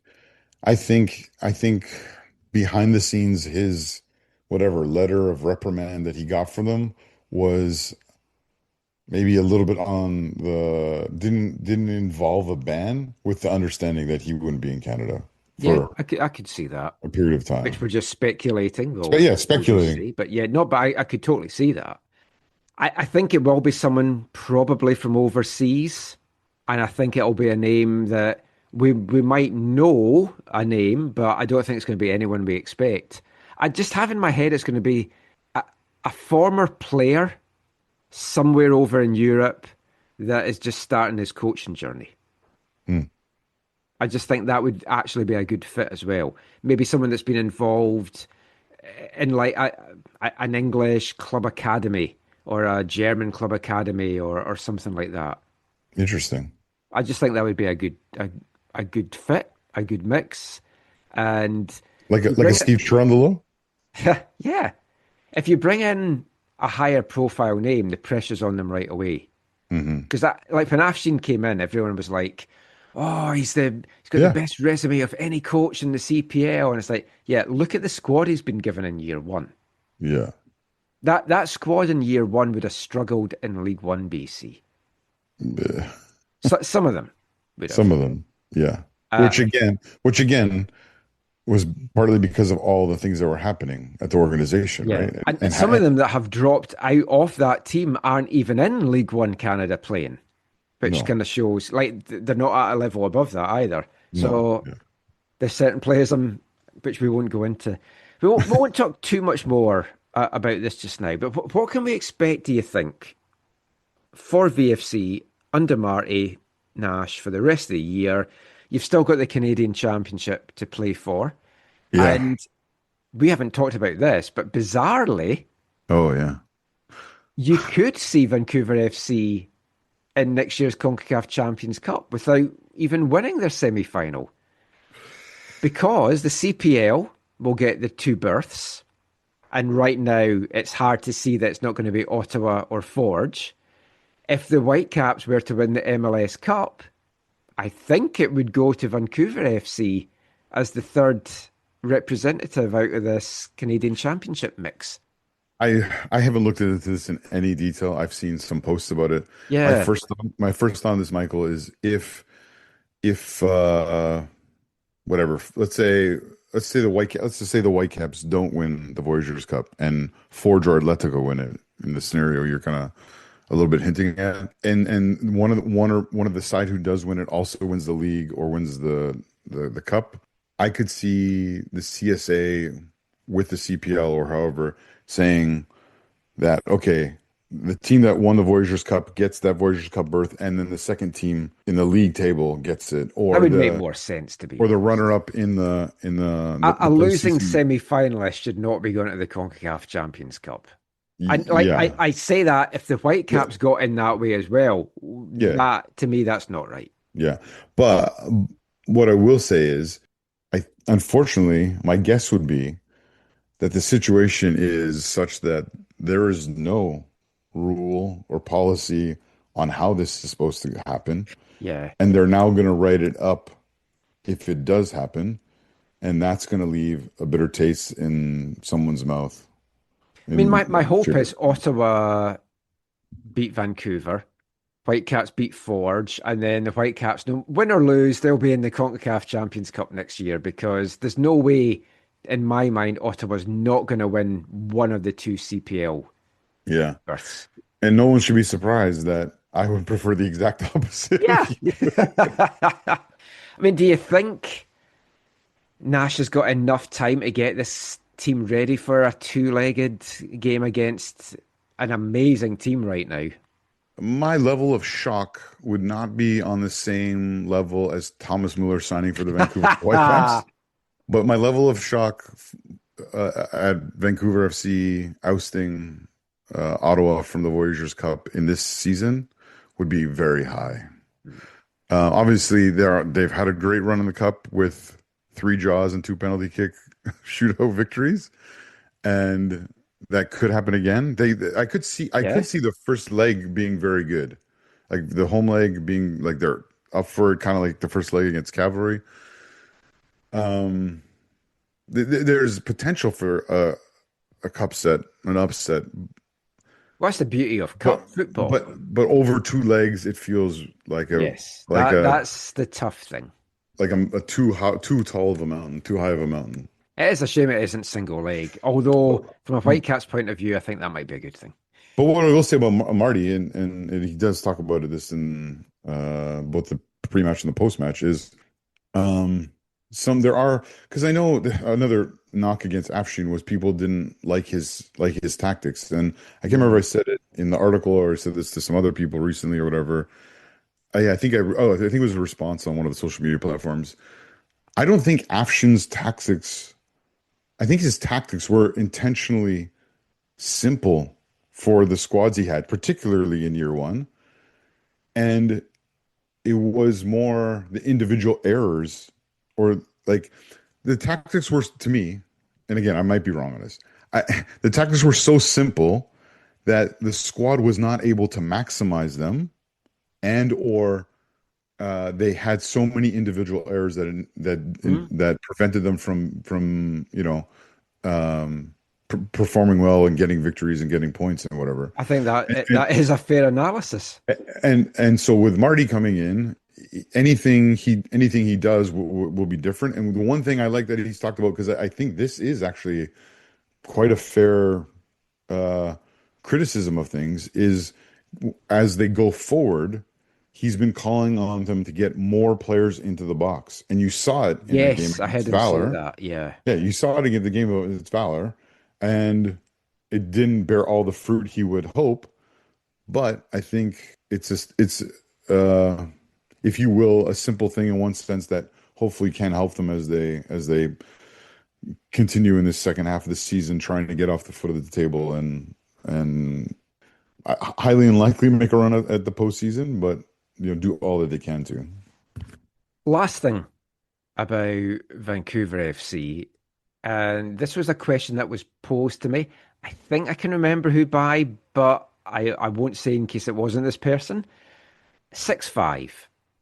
They obviously own Vancouver FC. They own Pacific. 2 teams are struggling. Are their resources, their financial resources, spread too thin? Would they be better just concentrating on one team and getting them to be contenders than putting their money into two teams and neither of them are contending. I have a feeling I could guess who asked you this question, but it might be wrong. I'll tell you afterwards who I think it was that asked me. Yeah. Well, some people have been making statements like that to me as well. Oh.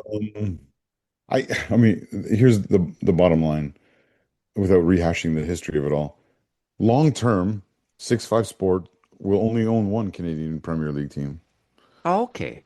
Like long term, and I think they would like that to be sooner rather than later. But like, I'm pretty sure the way that they might be hemorrhaging money at both the clubs, they would like that sooner rather than later. I mean, look at it. This is the whole. I mean, the CPL as a league has tried to learn from what happened with MLS. Yeah. Take the good, avoid the bad. And one of the things that they've done at the beginning, which is extremely similar to MLS, which enabled the league to happen in the first place, was you had owners that own more than one club, right? And look at where it got them in the end. Like, it got them into this pyramid scheme where they're making all this money off of new clubs. But no, in all seriousness, right? Like, yeah, you had the Anschutz, you had the Lamar Hunt family or whatever. Like, did Kraft own multiple teams? I can't remember. There's all these people who own multiple teams. There's at least, I think, 3 families that own multiple teams. And anyways, or 3 organizations or whatever it was. Contrary to what some people have said to me, I think it was almost like a necessary evil at this time of the league. And I think long term, one of the clubs will be under different ownership and one will be with 6-5, and they'll be able to, like you say, focus better, invest better, all that kind of stuff. It's the same. I mean, it's a different scenario, but you know, the Forge people are the financial backers of Halifax, or they were, or they whatever. I've heard differing. Yeah. I've heard a few differing things. Like, so without that, then Halifax doesn't happen, and Halifax is this magical thing for the league because of where everyone loves them. It's like everyone's second favorite team. Exactly, because of where they are, the lack of competition there, the thirst and the hunger for football there, the right kind of stadium for this moment, the location of the stadium. Yeah. So could you imagine the Canadian Premier League without a Halifax? No. So that was a necessary thing. And I don't know all the details of that, how that played out. I don't know if it's a long-term thing, a short-term thing, if, you know, it's there's no connection now or whatever. I don't know all the details of that. But these things are necessary when you're starting a league in this kind of era of things. And I think long-term for the league needs to keep moving forward, right? Like, I know there's some people who are against the league, wish the league maybe would go away or whatever. But to me, if the Canadian Premier League were, for whatever reasons, were to go away, I don't ever see there being a professional men's league in Canada again. I don't see the impetus. I don't see the backing. I don't see the I don't to make it happen again either. So maybe many years down the line, but like decades. I mean, you saw how long it took to get this up and running. Yeah. So hopefully you can learn lessons, even if they're difficult, like this potential lesson you're talking about in BC, and move forward. Good answer. That is it for our VFC CPL chat. Pretty much it for the football chat in the show as well. It's been a long one. We will finish with this episode's wavelength. And I had to pick a song, Zach, for Thomas Müller. Yeah, saw that. And it's by German hip-hop band Los Brudalos, partnering with Anya Bavaria. And this is a song they released in May 2024. It's from their album Stammtisch Hits Volume 1. And this is simply called Thomas Müller. Guck, dass Müller dabei ist. Müller, 4-1 für Deutschland. Vom Bauwurm in die Villa, so wird er Thomas Müller, holt uns Gold, nie wieder Silber. So wird er Thomas Müller, la la la la.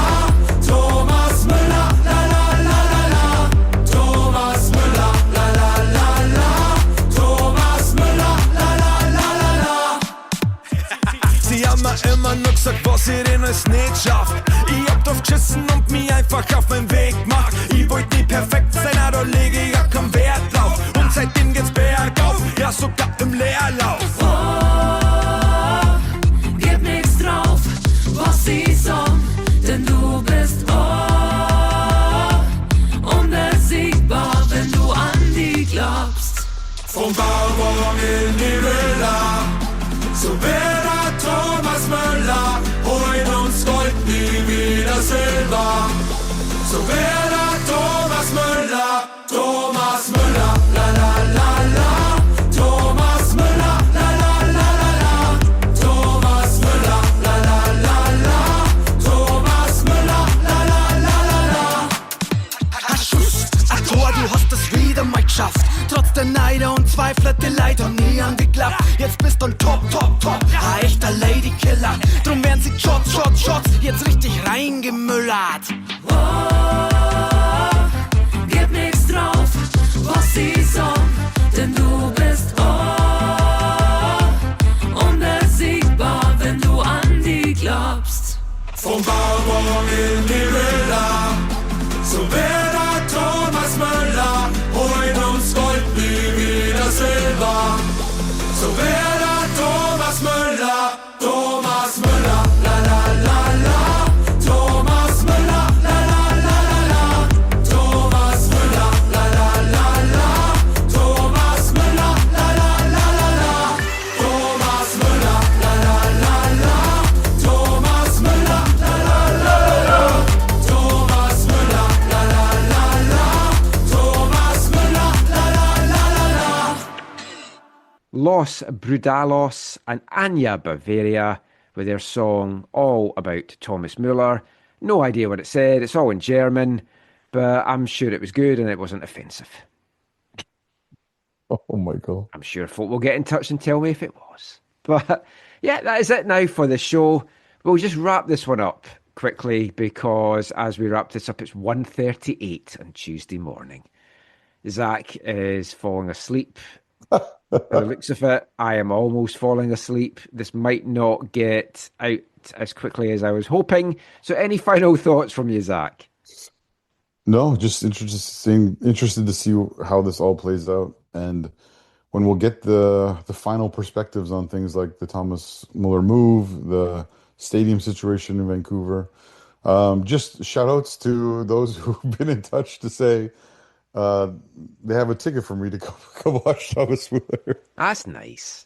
You need two though, so you can take Kirk. I do have to take Kirk. Actually, some people have said, "Oh, I got two for this game or that game or whatever." So yeah. Kirk will be excited to be able to watch Thomas Müller live, and it'll be fun to watch him do that.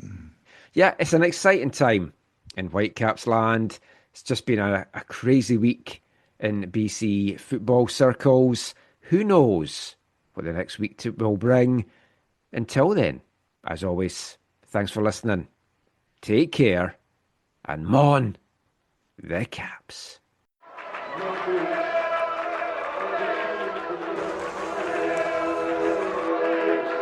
Going to your first match is an experience you never forget. The atmosphere of what's going on around the pitch looks beautiful, and you always look and go, wow, I'd love to play here one day. If you get the bug, it's going to stay with you for life.